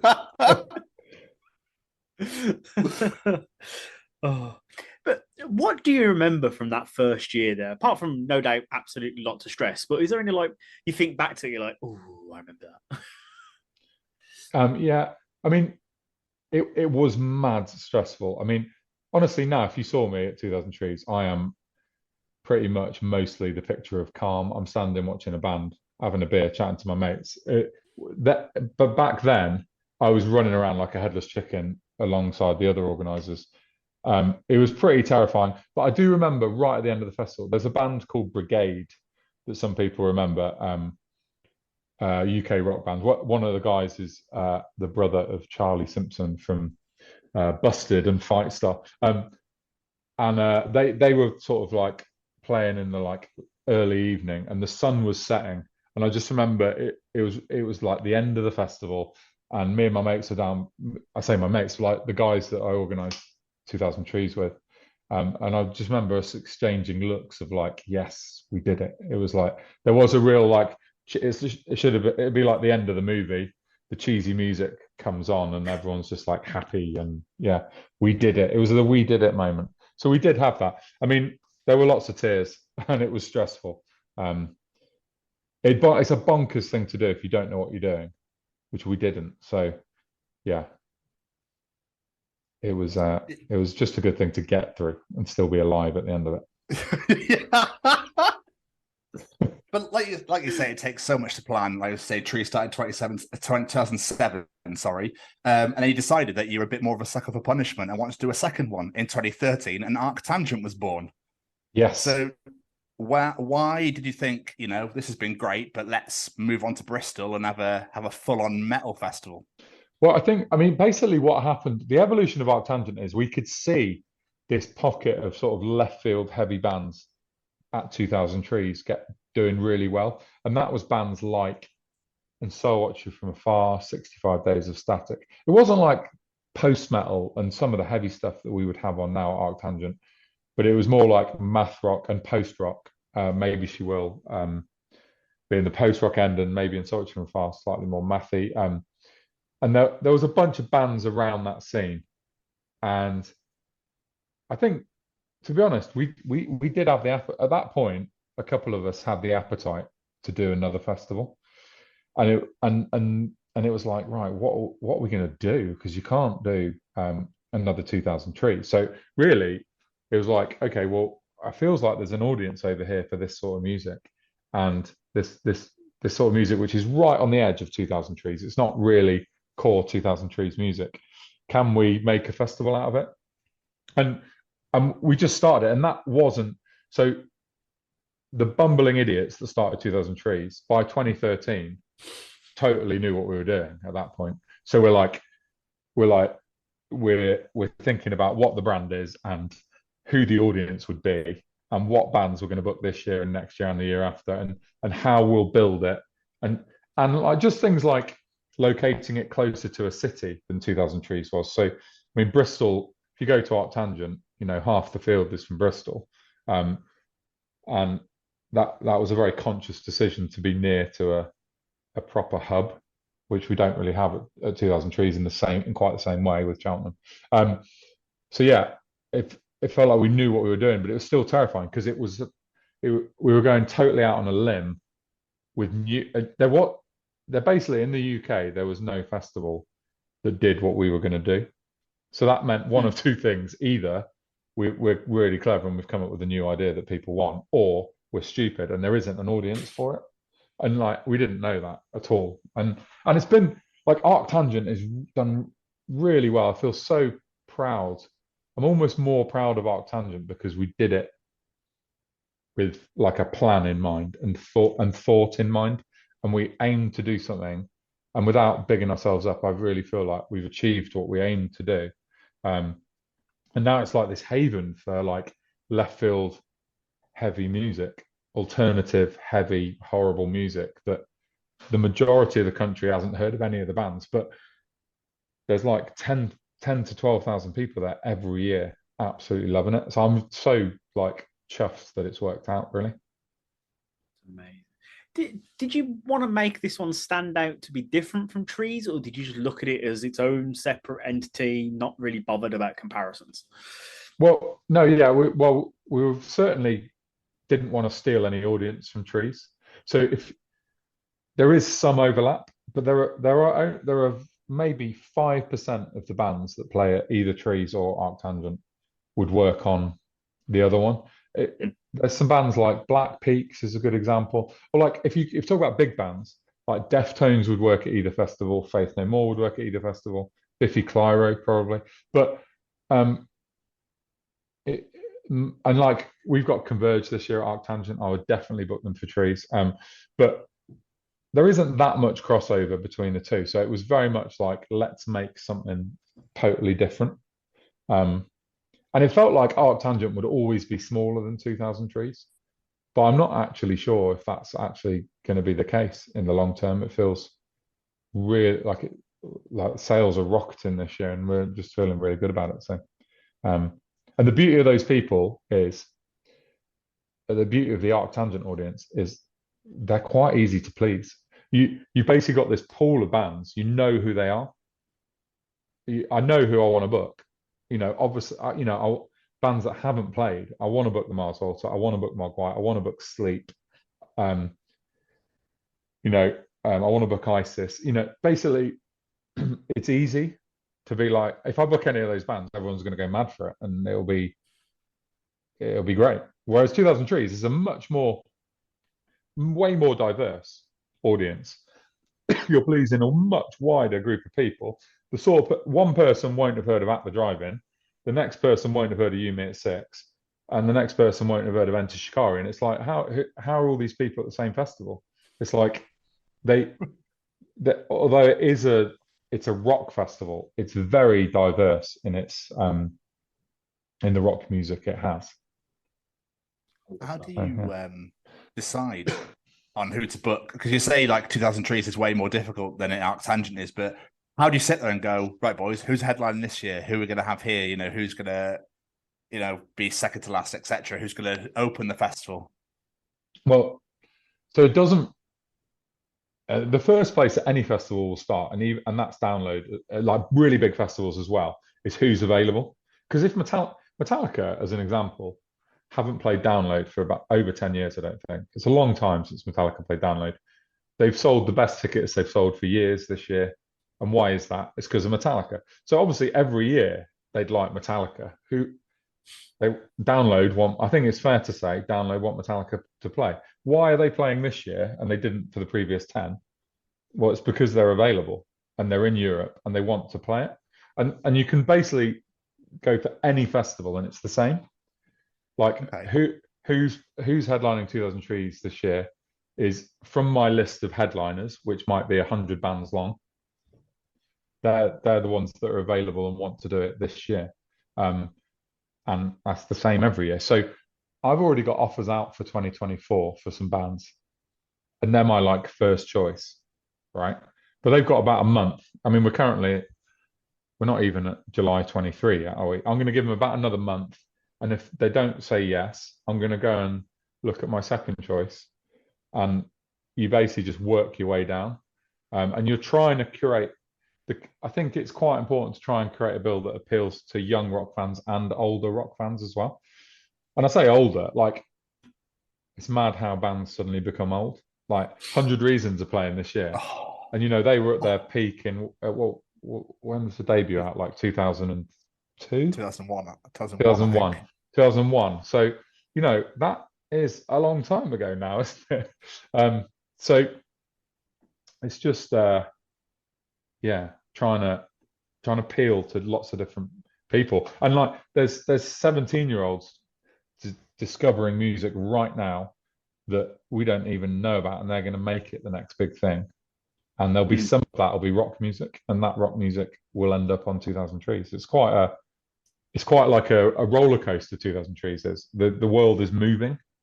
If you're going to be commercial and popular, that world is going to move. Whereas Arctangent feels like there's new bands and old bands, but they're not veering off into new genres and pulling bits of pop music in and pulling bits of electronic music in and whereas Trees is more. Does that make sense? I don't know if I'm making yes. Oh yeah. No, you are absolutely, yeah. Just going back before, we asked about where the name for 2000 Trees come from. Arctangent, that's a very different name for a festival. Where did that name come from? Yeah, so that we basically got out all my records and CDs and read through them, shouting out festival names from song titles. So, like, literally just going through the whole of the Mars Volta back catalogue, trying to find a festival name out of it, and then literally just going through everything. And Arctangent is the name of an album by Earth Tone 9, who are like a sort of Tool influenced UK metal band. Great band. They've played Arctangent. They've actually played the album Arctangent at Arctangent, which is nice. Yeah, it sounded right. And it's also, for those math fans out there, it's got a it is a mathematical thing. I did maths A-level and I can't even explain what it is now. But anyway, yeah, so we added some math rock on our festival, so it kind of worked as well. So yeah, I love that name. I really feel like the name has worked for the festival, and it's just like perfect. Yeah. The venue choice is interesting because obviously I know Trees came first, but it's in a farm in Cheltenham.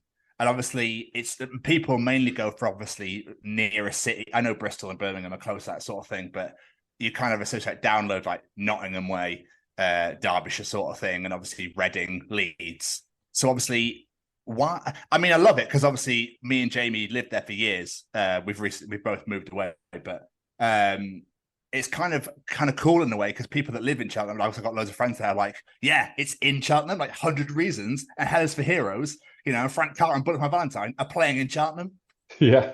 To be honest, like I said, all the decisions we made in 2006 were stupid ones, and they weren't they weren't made in the right way.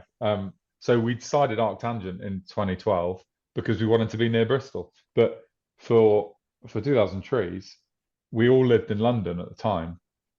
All the organisers apart from one, and guess where that organiser lived? Cheltenham. So it's like, we can't do a festival in London. Where can we do it? I can't think of anywhere. Let's just go to Cheltenham because we know someone that lives there, and he's one of the organisers. So we all stay. Mark, my friend Mark, who is one of the 2000 Trees owners, we basically stayed on his floor for years, just trying to get 2000 Trees off the ground. So yeah, that's the reason. What a stupid reason to choose a location. It's great though. It works. Yeah. Yeah, it's worked. I mean, it's so, honestly, 2000 Trees, one of the most beautiful festival sites I think there is. I love it. I love the family vibe as well. I love that it's gone, like you say, you've gone for, there's something for everybody basically. I know one of my mates took his kids, I think his 10-month-old, and loved it. I had the best time. You know, it's definitely got that family vibe about it. And I think that's why people love it so much. You never hear of any shit or trouble going down ever. No, mostly people are like well behaved and cool and really friendly. Yeah, that's what I love. That's what I love about your festivals, because we're saying like 2000 Trees, people take their family. We know people who literally, that is their holiday for the year. You know, that is what they're doing. Instead of going away abroad, they're going to 2000 Trees. And I saw somewhere you said in an interview that like the Arctangent crowd are like the nicest and politest crowd you've ever met in your life. So I think your niche is nice and polite audiences. Yeah. I have to give the credit to the bands on that, because I think it's just the nature of the crowd and the bands seem to be like one, much more so than at other festivals, I think.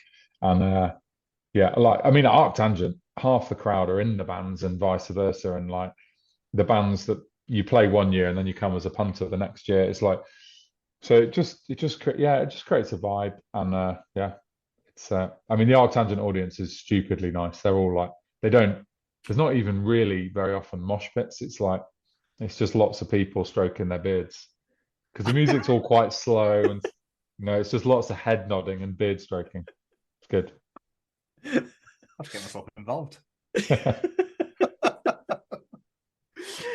Well, involved with like the two festivals, how much time out of your year do you put into like the arranging, the booking? Is this a year-long constant thing, or is it like these months here we work on this festival, these months we work on this festival, sort of thing? No, it's a year-round thing. I mean, I've just told you that I'm booking bands for 2024 now, so it's actually now more than a year it takes. Really, and like I said earlier on, the sales and marketing is extremely time-consuming. That if you were to go on either of our festivals' socials, like Facebook page, for instance, you'd see like there's a daily thing going out. Like tomorrow, I think at 2000 Trees, we're going to announce some comedy. And I think the day after, we're going to announce some spoken word stuff on our stage that's called the Word Stage. And on Friday this week, we're going to release our Clash Finder for one of the days of the festival. It shows you, you know, who's clashing with who, where you can go, who you can see. Now, all of that, just to get that out, it takes a huge amount of work in the background. And there's a team of people doing that, of which I am one of them. And it's basically like that all year round. You're marketing sort of all the time. You're always trying to talk about the festival. And that's, you know, today alone, I did some trackway booking. I booked some staging, or I finalized some of my staging plans. I had a chat with my production manager and my head of artist liaison. I'm doing this chat with you guys. It's like there's basically like you have to wear about 17 different hats, and it's not just I book the bands. It's, you know, I book the bands and I book the stage and I do some marketing, and yeah, and we've now got staff as well. So there's we have 4 full-time employees. So yeah, it is a full-time job basically. It's amazing, isn't it, to see that, you know, your drunken conversation 17 years ago was developed into this. It's just nuts. And you've got 4 full-time staff. It must be such a feeling at the end of the day. Yeah, it's hard to stand by. You have to make yourself stop sometimes to try and remember how lucky, like how fortunate we are to be able to do this as a job. It's a great job really. But yeah, it's very easy to just end up stuck in the sort of minutiae of work. And yet the festivals go by in an absolute flash as well. That's the mad thing of it taking all year. When they start, I really have to tell myself to like soak it all up, see as many bands as you can, talk to as many people as you can, like really just enjoy it, because it's all going to be, you know how quick a festival goes. You like turn up, yeah, and then it feels like it's over straight away. 3 days have gone. Yeah. You mentioned the comedy lineup that obviously we're now out today because we shared it on our socials as well and raved about it, because you've got Rob Rouse playing, and I absolutely love him.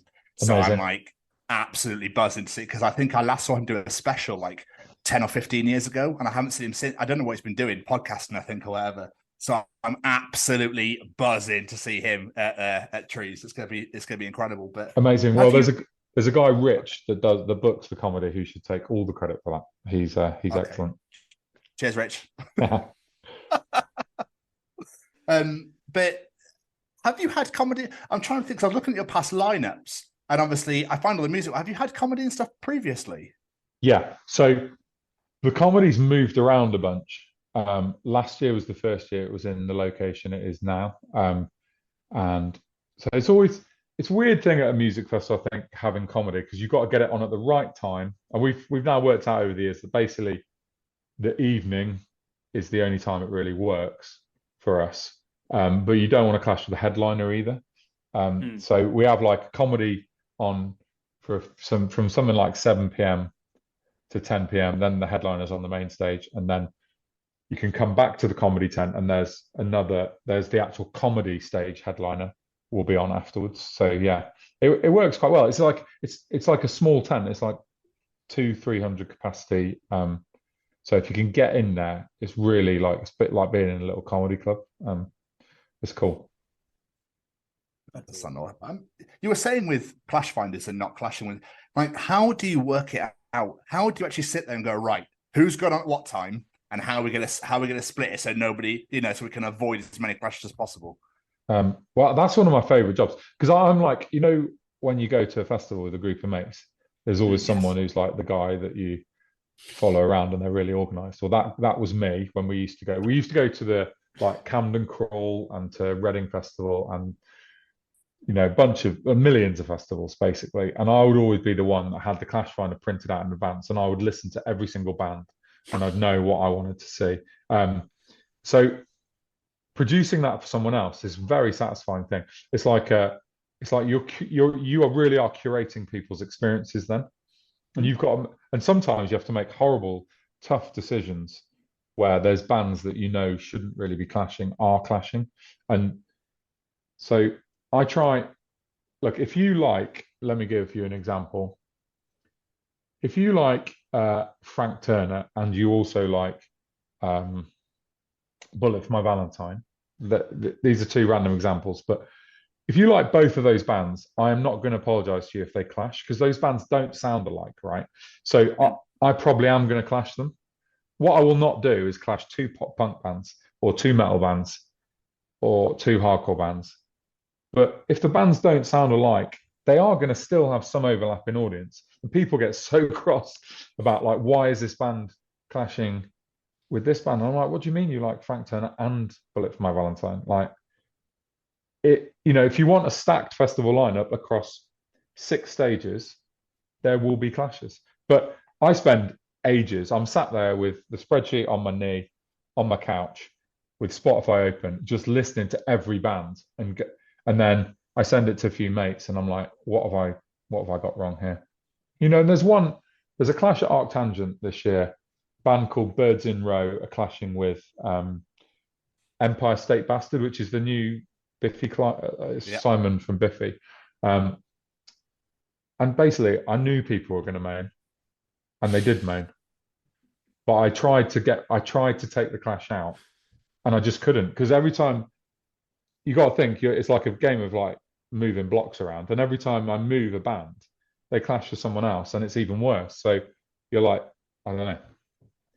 It's quite fun to do. Yeah, I was gonna say, it sounds really fun and really stressful all at the same time. Yeah, it is, absolutely. You're doing the best you can, though, James. So people can't be angry, can they? Yeah, and look, I am. I bet you there aren't many people that watched as many bands at Arctangent as I did last year. So I'm trying to curate the best experience, because I am running between stages just like everyone else is. So yeah. So what you're doing is, as long as the bands I want to see don't clash, we're good. Okay. Exactly. I'm in charge here. I'm seeing the bands I want to see. All right. Yep, that is exactly it.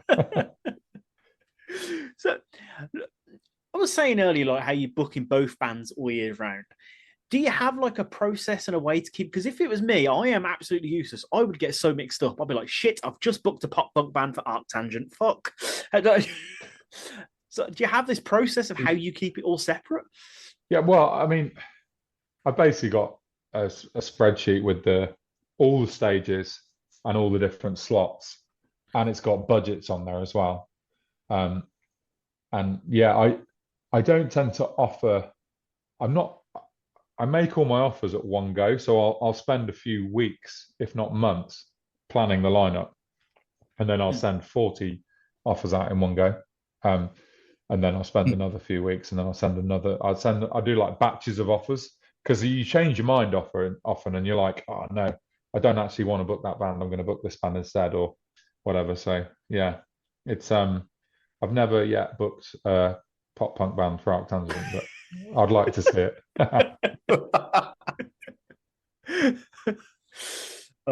By the way, I've lost track of the amount of times we've heard the word spreadsheet in this interview. I'm going to tally it afterwards. Oh, do you know what? You're a lover of spreadsheets, I can tell. Yeah, shit, that is embarrassing, because my brother always takes the piss out of me. He's one of the 2000 Trees organisers, and he calls me the king of spreadsheets. Basically, you can't organise a festival without a spreadsheet. Many spreadsheets. There's nothing wrong with it. It's organisation at the end of the day. What would you do if you didn't have spreadsheets? You'd be absolutely knackered. Exactly. Yeah. Who's playing Saturday? At what time? I don't know. A Death Havana? I've got it on a scrap bit of paper over here. Scrap bit of paper. It's in one of these books. Books. So, looking at these events from a booking perspective, as we're talking about, how do you go about booking bands in regards to who you want on the lineup? Because obviously you said, like, you put offers out, but how do you decide, like, who you're even going to put these offers out to? I think it's, well, it's a weird like thing between the organisers and the audience. So I create a festival that you then want to come to, and 3 years down the line, you've been 3 years running, and I now want to know who you want me to book.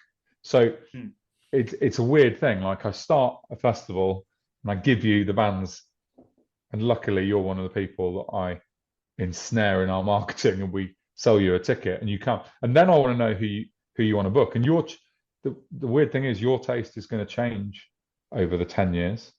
So, I mean, I don't know if I'm really answering the question. How do I know who to book? Well, a big chunk of it is who the audience wants. And like I said, at Arctangent, that is pretty obvious who they want. It's like, these are our 6 main genres, and these are the popular bands in these genres. Go and book them. 2000 Trees is a bit more complicated because it's lots of different audiences. But you look at, who's being played on the Radio 1 Rock Show, who's popular on Spotify, who's selling lots of tickets. I mean, it's not complicated. 2000 Trees is just bands with loud guitars mostly, right?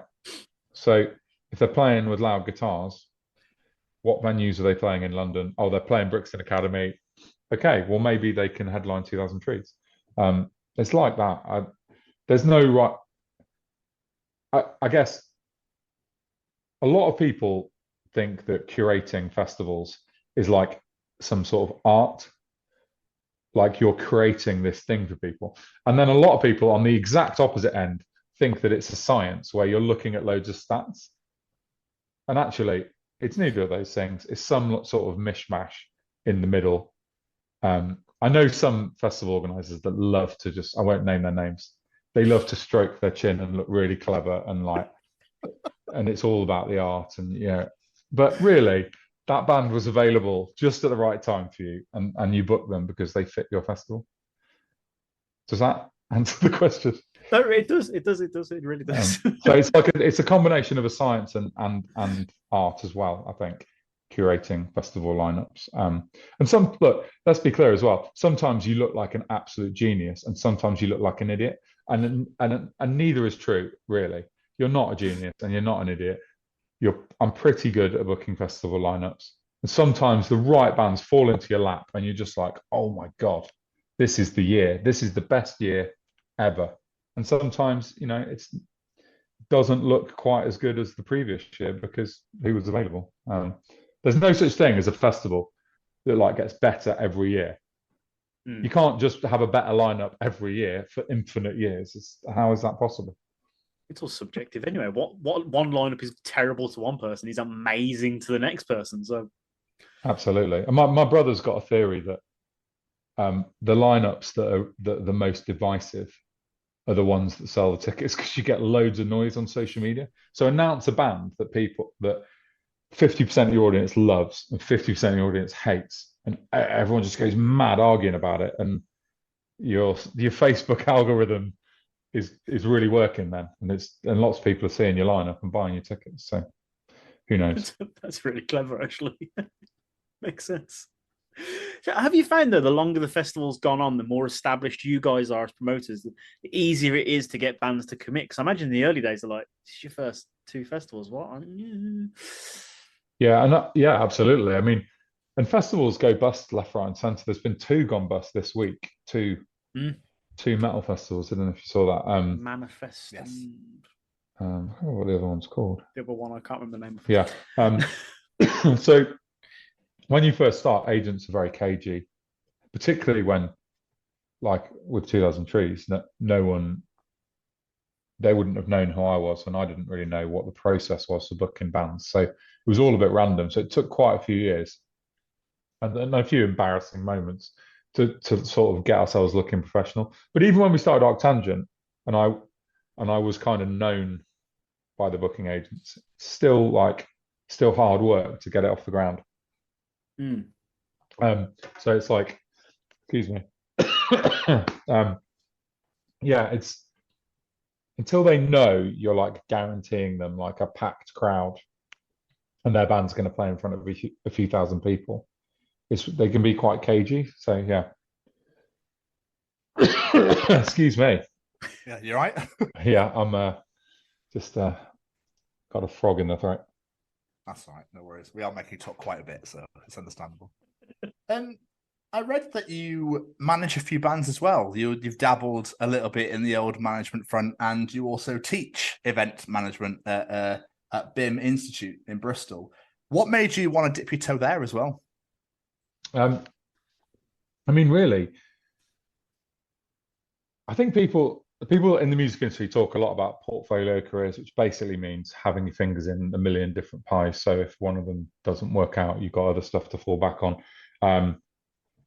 And over the years, I've done bits and pieces of lecturing.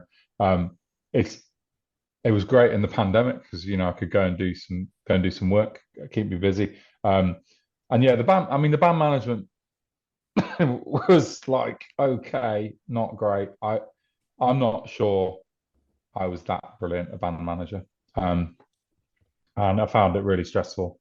I think it's the hardest job in the music industry, artist management. You got to know all the different bits. You need to know about publishing, record labels, live music. You need to have all the different contacts, and you need to be prepared to answer your phone at all hours of the day. And every time you do something successful, the band just goes, "What's next?"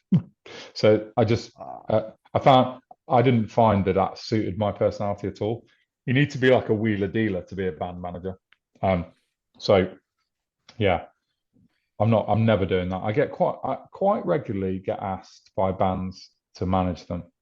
Like people I know, a couple of bands I really love have asked me, and my ego is desperate to do it, but I know it's not the right thing because it is just not. It's just not for me.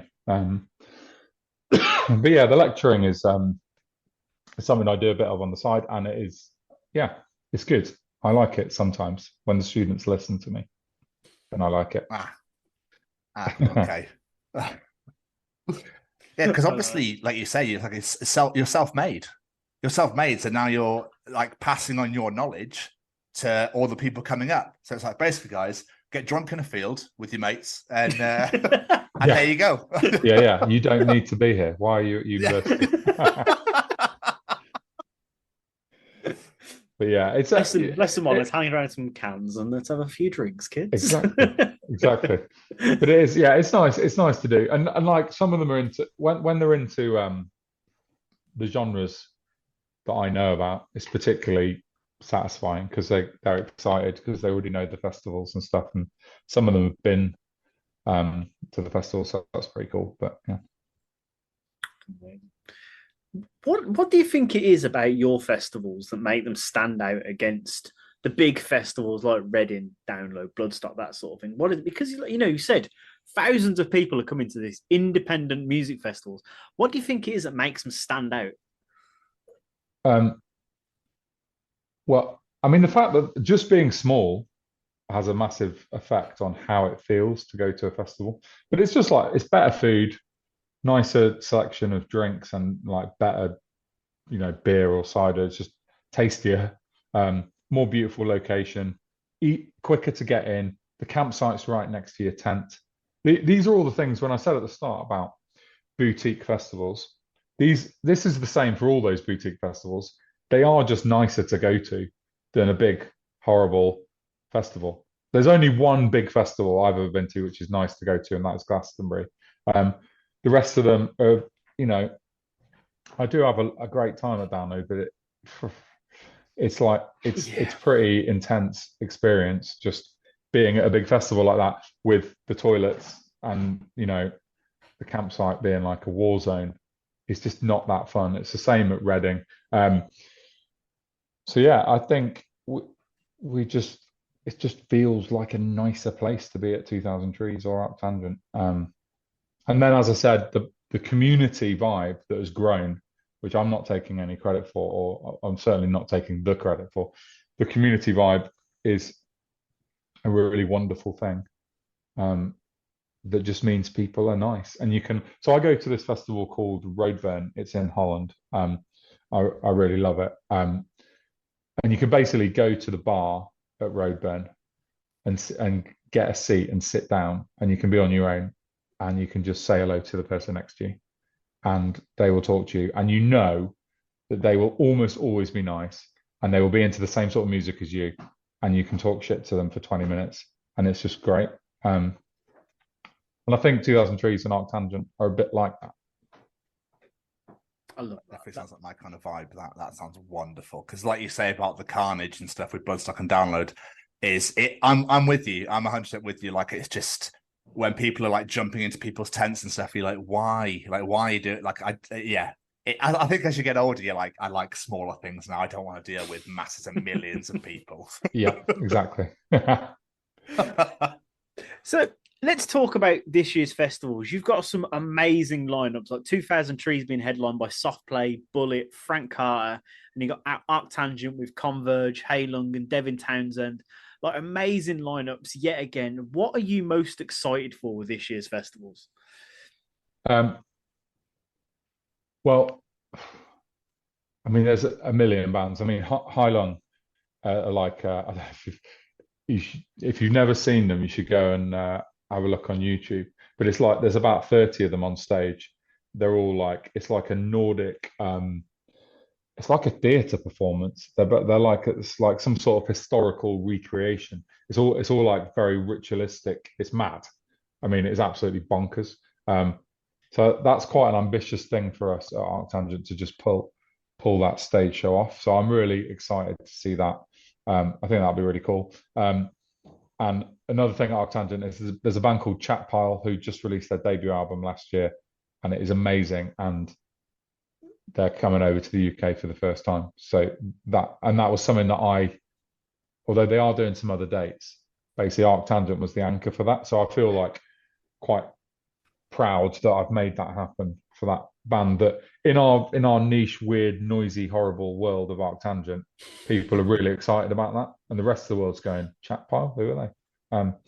And then at 2000 Trees, I'm really excited about the forest this year. We've got this stage in the woods. We built a new stage last year, and it means we can have a bunch of sort of, it used to be an acoustic stage, and now we can have more rock bands and stuff on there. So I'm really excited about the lineup we've got in there. We've got Cancer Bats they do this Bat Sabbath thing where they play Black Sabbath songs. It's not Cancer Bats doing covers of Black Sabbath. It's Cancer Bats trying to sound exactly like Black Sabbath. So it's like a recreation in the forest at night. I think that'll be pretty cool. And yeah, there's a bunch of exciting stuff going on in the forest this year. Actually, the lineup is really strong in there, I think. So yeah, it's going to be good. It sounds like a great year for both festivals. It's going to be a great time. Now, I don't want to get too political because we don't do politics on this show, but let's be honest, the UK is in a bit of a shitter at the minute. Like, with cost of living crisis and all this stuff going on, has that affected this year at all? Like, being able to put the festival together? Well, I mean, everything's gone really expensive for us. So just to give you an idea, 2000 Trees cost like, somewhere between £1 million and £2 million a year to put on. So things are expensive, like the cost of staging and toilets and water and power and all that has all gone up by anywhere between 20 and 50%. So it's much more expensive. And then obviously people have got less money in their pockets as well. So only time will tell about that. Our sales are really strong at the moment for both festivals. So that feels good. Hopefully those people will come to the festival and buy a beer as well, because the bar take at our festivals is really important to us, actually being sustainable and being able to do this. So yeah, it has. I think it probably will have an effect, but it's quite intangible. I don't know how much of an effect. It's a real shame that the government don't really care about the festival industry or the music industry or rock music, and they never will. So in some ways, there's no point moaning about it, because it's not just the Tories. I don't think Labour care either. So nope. So like I've got friends in some European countries where they get great support for their arts, they pay less VAT and they get loads of funding. I know people who put on festivals in Belgium and they get a bunch of funding. Apparently, I don't know the details behind this, but apparently Hellfest in France, which is one of the biggest metal festivals in the world, is heavily funded by the French government, which means that they can put on these amazing lineups and also create an amazing festival. You just don't get that in the UK. But yeah, hey ho. You told me not to say the C word, so I'm not going to.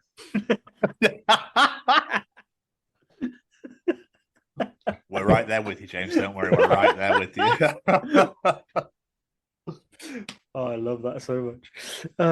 But looking back at previous years at the festivals, like, do you have any particular favourite memories over the years? Just moments that stick out to you when you think back to your career? Yeah, I mean, it's all because I'm such a massive music fan. Those memories are always related to the bands, and I've booked some bands where it is properly like, I cannot believe this is happening. So the two that really stick out is at the drive-in at 2000 Trees about 5 years ago. Now Omar and Cedric from At the Drive-In are also in the Mars Volta, who are my favourite band, and that was bonkers just knowing they were there. I'm such a fanboy that I went up on the stage after they'd sort of done their little sound check, and I was just taking photos of Omar's guitar. I'm just like, it's not even Omar that I'm excited about, it's his guitar. And like, so it was proper, like, I cannot believe. And me and Cedric, the singer, we had about a half an hour chat, stood by the side of the main stage, and it's really weird experience doing my job where you have to keep reminding yourself that they're your peers. That you're not the fan anymore, although I totally am, but I'm trying to be like a professional festival organizer. But he was a lovely guy, so having them there was just amazing and really surreal. And then last year we had Opeth at Arctangent, and they played my favorite Opeth song. So Opeth were like instrumental for me in developing my love of like progressive heavy music, so weird music. Basically, you could argue that between Opeth and the Mars Volta, that is what made Arctangent, because it changed my brain at some point, like 20 years ago, when I first heard Opeth, and I was just like, fucking hell, didn't really know that music could be this heavy and mad and also catchy. And anyway, their favorite song, my favorite song of theirs, is called Ghost of Perdition, and they played it at Arctangent, and I was just like, it's proper like goosebump moment where I was just like, oh, this is just the best thing ever.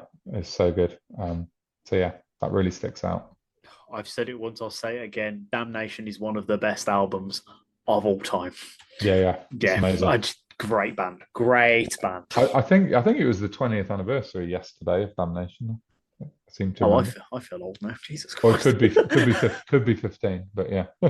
Hopefully it's 15. Just make me feel a little less old.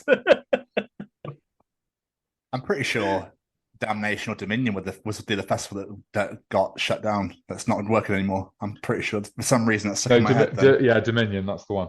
Damnation. They're friends of mine. It definitely wasn't Damnation. That is it. By the way, Damnation Festival is amazing. You should go to that. It's an indoor festival in Manchester. Great. It's a great festival. Yeah, my best mate has already messaged me being like, we need to go. We just need to go.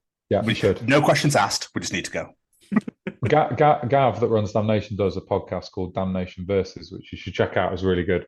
You should get him on here. He would be an absolutely fantastic guest. He can talk. That guy can.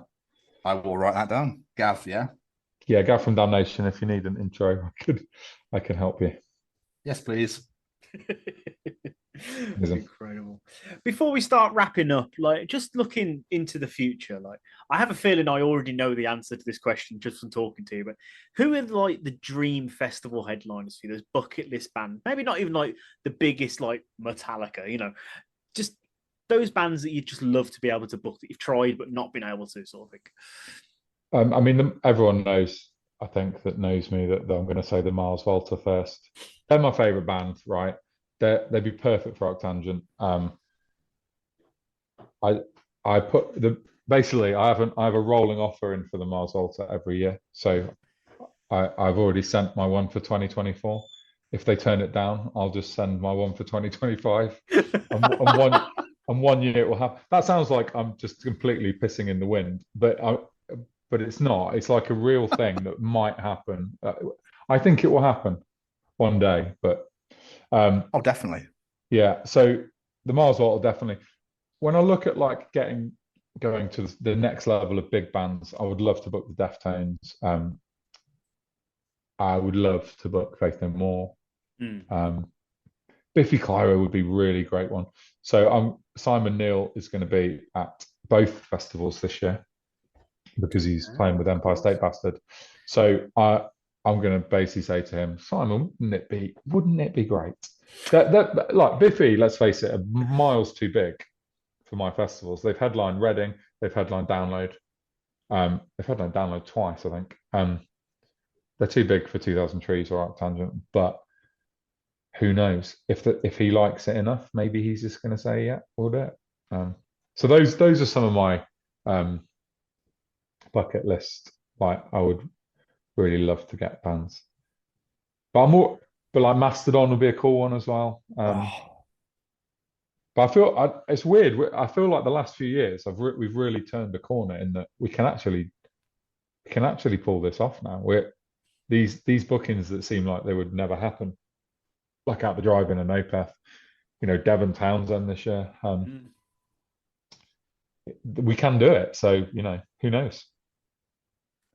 Never seen that. Difficult, no one's too big for Trees, James. I think that'd sell out in a day. Yeah, I think. And the other thing is, they're real people in these bands, right? That want to have a good time, and they play arenas all the time, and it's probably quite hard to like connect with the audience and have them in your face. I think I've got this thing that if Simon came to one of the festivals, then he'll be like, fucking hell, this would be really good. But who knows? I'll keep my fingers crossed. Just sell it to him. Be like, come on, you could do the stripped back set. You could play Puzzle in its entirety. It could be a great experience for your song. Well, I'm thinking first three albums. First three albums set. Be great. Yeah, see? Just sell it to him as this unique experience. Yeah. We'll hound him down. Great. Mr. Stevens, do you have any more questions for our wonderful guest? I do have one. When you first started out as a boozy night at Reading, did you ever think that this is where you'd be today with 2000 Trees? Like, did you ever think that you'd be putting on two festivals, let alone one? No, I mean, you've only got to have heard the story about how we started to know that there was no plan in mind, no goal in mind. And because it happens gradually, it doesn't feel like it's weird. It's weird that like for it to have been so successful and to still be going is a really amazing thing. And no, I never ever even considered it. I was amazed that I could book Frank Turner and In Me, which is no slight on either of those, but to be now at the point where I could even have a conversation about booking like Deftones or whoever is pretty mad. So, yeah, we've come a long way. So we'll see where the next bit goes. I don't know. I'm excited. Look forward, and we wish you all the best with it because it like you say, each and every year it's great every single time. Thanks so much. I mean, hopefully you guys will come down to one or both of the festivals. You'd be very welcome. Oh, well, thank you very much. Yeah, is there, before we do let you get out of here though, is there any plug, social medias, anything you want people to go and check out? Well, look, I mean, just come to the field.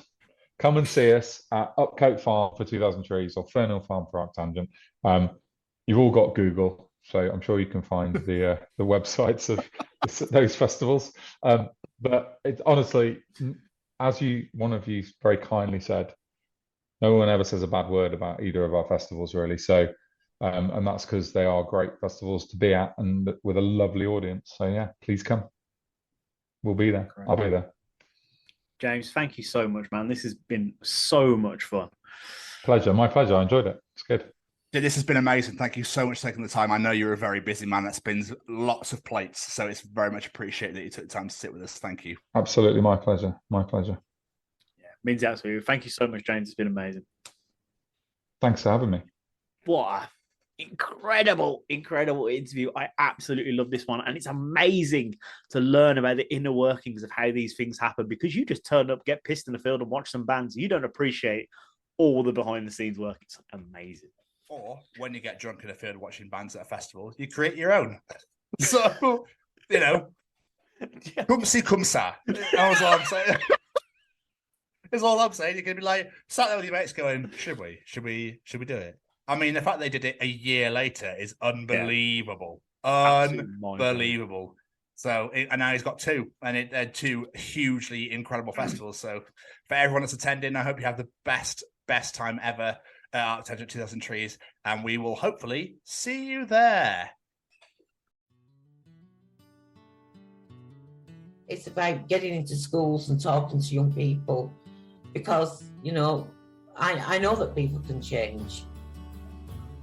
And it's about talking to people and getting them to understand and perhaps step back from violence and prejudice and whatever.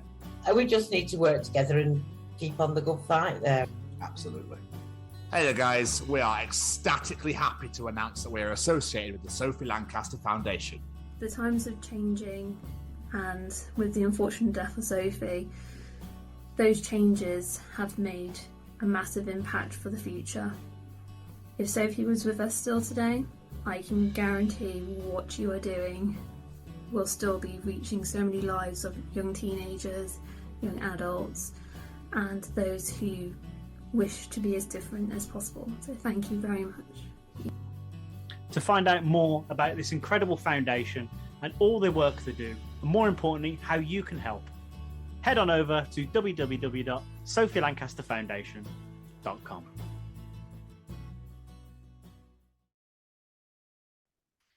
Mr. Stevens. I really enjoyed that one. Yeah. Jamie. It's audience participation time. Oh, participate, bitch! Ladies and gentlemen, it's time to participate in Jamie's participation challenge. This week, I said, the days of the A to Z are gone. These days, drivers are using sat-navs instead with their delightful voices. So with that in mind, who would be your nightmare sat-nav voice? The worst of the worst. So before taking the third exit of the roundabout, let us know. What say you, Mr. Stevens? The creature from the Goonies. Hey, you guys. Oh, God, could you It'll take imagine you that? fucking ages. Or the one from Hot Fuzz. His name escapes me massively. Oh, the farmer. In the shop, in the shop. Oh, shit, what was he says? Yep. Yeah. Yeah. They'd be awful, I feel. I don't know, or someone from New Jersey. That would be fucking... and it literally would be like, give you directions, but then just tell you their life story at the same time. And like, I said Shaniqua, and she did Sherelle. Oh my God, have you seen this lipstick? Oh my God. That's literally what it'd be like. They'd be like, oh, wait, turn right, honey. Anyway, so he was fucking telling me, don't you dare fuck me up the ass. And he's like, oh no, I'm telling you, I'm definitely going to fuck you. All right, turn left. Anyway. Oh, you're God. such a bitch. By the way, you've reached your destination. You reached it about 3,000 kilometers behind there, honey. But I hadn't finished my story. Sorry, I got carried away there, Carol. Never, I've not noticed. What was yours? I struggled to think of a voice that I found really annoying, but the one that came to mind at first, I was like, this would be a cheeky fuck. First off, I thought this would be amazing, and then I was like, if I actually had to hear this voice for an entire car journey, I might go slightly insane, and that's Gilbert Gottfried. Could you imagine? But to start off with, that'd be brilliant. And then after a while on a long car journey, I'm like, I'm going to break my sat nav in a minute. Just please shut up, Gilbert. Do you know who'd be a really fucking great sat nav is James Earl Jones. Oh, there's bound to be a Darth Vader one out there somewhere. So he would no. That's James Earl Jones. Mufasa. I don't want Darth Vader. Yeah. Right. We've had the breathing. Nah, bullshit. No, he was in Frasier. I watched an episode of Frasier with him in, and I was like, oh, that voice is amazing. A wonderful voice. Really wonderful voice. Or just John Oliver. There's yours. I think that'd be great. Just hear him tell little stories and take the piss out of things. So I think that would be absolutely amazing. Oh, right. Let's get some audience answers. Yeah, sorry. Let me shut the fuck up. First off, we've got future guest Faith Elizabeth. It says Catherine Tate. Oh God, that would drive me insane. Yeah. Wasn't she at the Eurovision? Wasn't she? She was. And I went, please get her off this goddamn screen. She drives me mad. Harrison Westwood says, someone incredibly indecisive. Could you imagine that? Turn left. Oh, is it left? No, maybe right. Oh, I don't know. Go straight ahead. So my other half then. Former guest PR Brown says, President Trump. It would be lots of bullshit that just lead you in the wrong direction. So I was saying to him, like, you need to go left, but then when he goes left is an amazing place to go, I tell you right now. If you go left is always where it's about. Left wins. And I'm telling you right now, left. Donald, where am I going? Left is all about left. Just go around the block. And that's why we have the greatest military of all time. What? Jenny Bashford says, my own voice. And then Richard Bashford says, my wife's voice. That's true love, that is. That's true love right there. Ruby Goodwin says, yours, as in mine. You and her can fucking get together. That's two. Yeah. Ben Ripley, Groot. You wouldn't know where you're going. This one really threw me off. Nutsy Shelley, Liv Tyler. What's wrong with Liv Tyler's voice? She's got, yeah, okay. Yeah, she has a very soft-spoken voice and it really winds him up. Poor Liv Tyler. Helen Barrett, Joe Pasquale. Could you imagine? Oh, God, that'd be so annoying. I reckon the entire time we just go, I know, so I'm getting your nose in the entire time, but that's literally what he'd do. And they'd be like, turn right, so I know it's on that. I'm getting, yeah. Paulie Dobson drops 3 great ones. Jar Jar Binks, absolutely, that'd annoy the shit out of you. Paris Hilton, circa 2005. Completely get that. It's a bit like your New Jersey girl. Yeah. Oh my God, like turn left. And the we all wear a mask Mr. Ipkiss guy from The Mask. We all wear a mask, Mr. Ipkiss. Can you remember the psychiatrist in The Mask? Nope. Ah. All right. Becky Westwood says, anyone from Liverpool, more so if it's a woman. Turn right. Fucking turn left. Yeah, you little fucking prick. Turn right. Turn fucking right, you little prick. Baz Black says, Jerry Keane. Yeah, fucking. That was about that. I think you're quite. That was great. That was fucking great. That was. It was just about Jerry replied to cyberbully.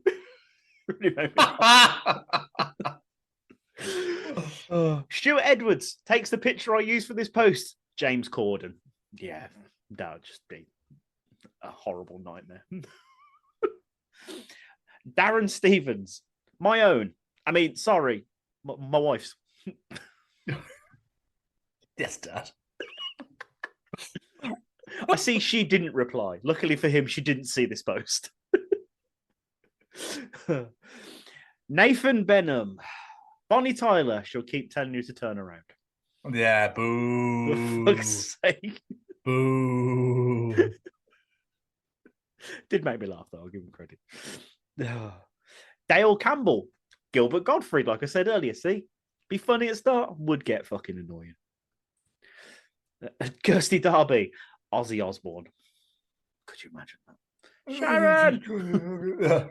What the fuck am I saying on here, Sharon? Fucking, is it what? Is it left? Oh, I don't fucking know anymore, to be honest with you, Sharon. I'm not. You had an Aussie, that's great. Fucking going right, so then going right. So, is it left, Sharon? Fucking no. Yeah, you did an Aussie, that's great. Oh, right, I'll give you two more. Mally Malpass. Jimmy Savile. It'd be the creepiest sat-nav ever known to man. Oh. Now then, go bloody right. Now then. Oh, she's lovely. She's only 12. Wonderful. Stop off at the little girls' school. Get out. Get yourself in there. Sorry. No, it's true. So. Last but not least, of an answer that really made me fucking laugh. It's our boy Callum Treacher. Get involved in the audience participation. Says, Mr. Blobby, not only would you not get where the hell you're going, it would also be so jarring. Oh, could you imagine it? Blobby. Especially when he ejaculates. Blobby. That still makes me laugh. Just a load of pink and yellow. Yummy. There's got to be a Mr. Blobby Satman voice out there somewhere. I mean, I hope there's not, but there's got to be. Yeah, but surely it would actually tell you where you're going rather than putting his blood. I don't know what I'm doing, Jamie. Let's move on. So we appreciate everybody that joins the participation challenge. Thank you to absolutely everybody that gave us answers this week. We thoroughly enjoy.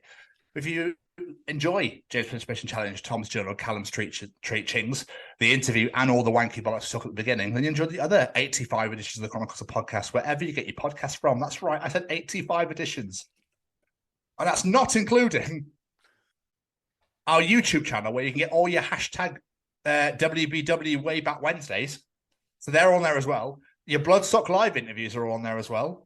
Your Bloodstock vlog is on there as well. And the Dublin Cross vlog is also on there. There's a lot of content for you to enjoy on the old YouTube. You can find the podcast on Spotify, Google, or Apple, if you so wish to do so. Make sure on the YouTube you click that subscribe button. Click the subscribe button right now while you're there. Just hit that subscribe button. Click the bell to get notified when videos are released, and comment. Ta-da. You can also find us on Facebook at the Chronicles of Podcast. Make sure you follow us on there. Share it, subscribe. Make sure everyone knows about it. Put GIFs in, put memes in, put whatever you want on there. We graciously appreciate it all. You can also hang on, wait. Before I answer that, Jamie, thinking about it, where else could you find us? Online, ordering our ticket to 2000 Trees and Arctangent Festival, getting down this summer season. And also on the Twitter at TCO Pod. And whilst we're buying our tickets for 2000 Trees and Arctangent and looking on our Twitter, where else could you find us? Going back to our YouTube channel and watching our brand new trailer that we just dropped last week and sharing it with all of our friends and family. And also on the Instagram at TCO Pod. You can find us on TikTok at TCO Pod. Make sure you go watch Jamie's Chesney Hawks video. You can find us on LinkedIn at the Chronicles of Podcast. Make sure you connect with us on there. You can find us at our beautifully brand spankingly sexy and wonderful little website at www.thechroniclesofpodcast.com. You can find out all about us are on there. All of our episodes and shows are on there. All of our affiliations and sponsors are on there. And our shop is on there as well. So if you want to get yourself a nice, beautiful little Chronicles of Podcast hoodie, t-shirt, Callum's Treachings t-shirt, Rihanna t-shirt, then they're all there for available for only £15 for the t-shirts and $30 for the hoodies. So yes, please get on down to the Chronicles of Podcast shop and get your favorite podcast merchandise. Make sure you subscribe to us on YouTube, please. That'd be absolutely amazing at the Chronicles of Podcast, and follow us on all the social medias. And now, a word from Jamie.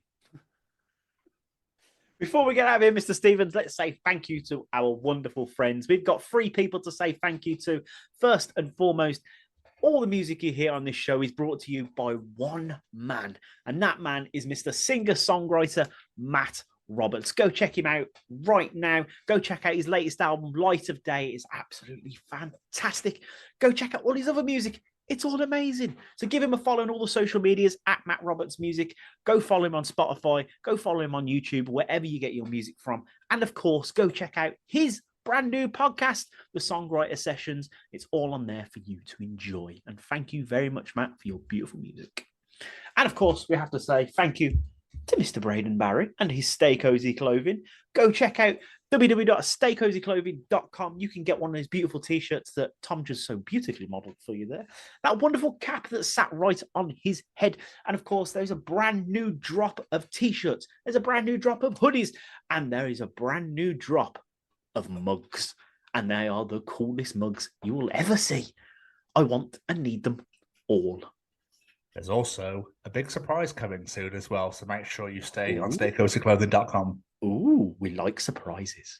And then if you enjoy that and you enjoy those surprises, add one of everything to your basket, and when you get to the checkout, add the Chronicles at the checkout and get 10% off your order. A little gift from Mr. Barry to you. I forgot the English language there, sir. And last but not least, we have to say a massive thank you to the Sophie Lancaster Foundation. Head on over to www.sophielancasterfoundation.com. Learn all about this incredible charity. We have been talking about them for years now, but that message still needs to be spread. It's no good just me and Tom talking about them. You need to be talking about them too. You need to be sharing that message with all your friends and all your family, because if you or anyone you know have ever been treated differently because of the music you listen to, the way you dress, anything, if you are treated differently for expressing yourself and being yourself, then this charity needs your support, because it is about time that we stamp out prejudice, hatred, and intolerance everywhere. And I mean everywhere. Yes, this is a UK-based charity, but this message is worldwide, it is global, and it is about time we get that message out there. A massive thank you to the foundation for making myself and Tom official ambassadors. It means the absolute world to us, and we cannot wait to join this festival summer season and spread that message to you guys in person at music festivals and wherever that may be. So please head on over to sophielancasterfoundation.com, like I said, and spread that message. And last but not least, a massive thank you to that handsome devil right there. I totally match what Jamie says, and a massive thank you to you too, my friend. Ditto. There's also a Pokemon, I believe. Another absolutely wonderful edition of the Chronicles of Podcast. Another wonderful guest, James Scarlett. Thank you so much for coming on the show, for spending the time with us and one of your evenings with us. It meant the world. We absolutely love chatting to you, and we wish you every success with Trees and every success with Arctangent. I'm sure you'll smash it all out the park this year, and we're really, really excited to be a massive part of that. And Jamie, thank you to you too for everything that you do. Another glorious episode. Guys, we will see you next week for the return of Noel McNeil. Yes! Yes, it's going to be incredible. Absolutely incredible. And as for this week, we'll see you all next week. Goodbye, everybody.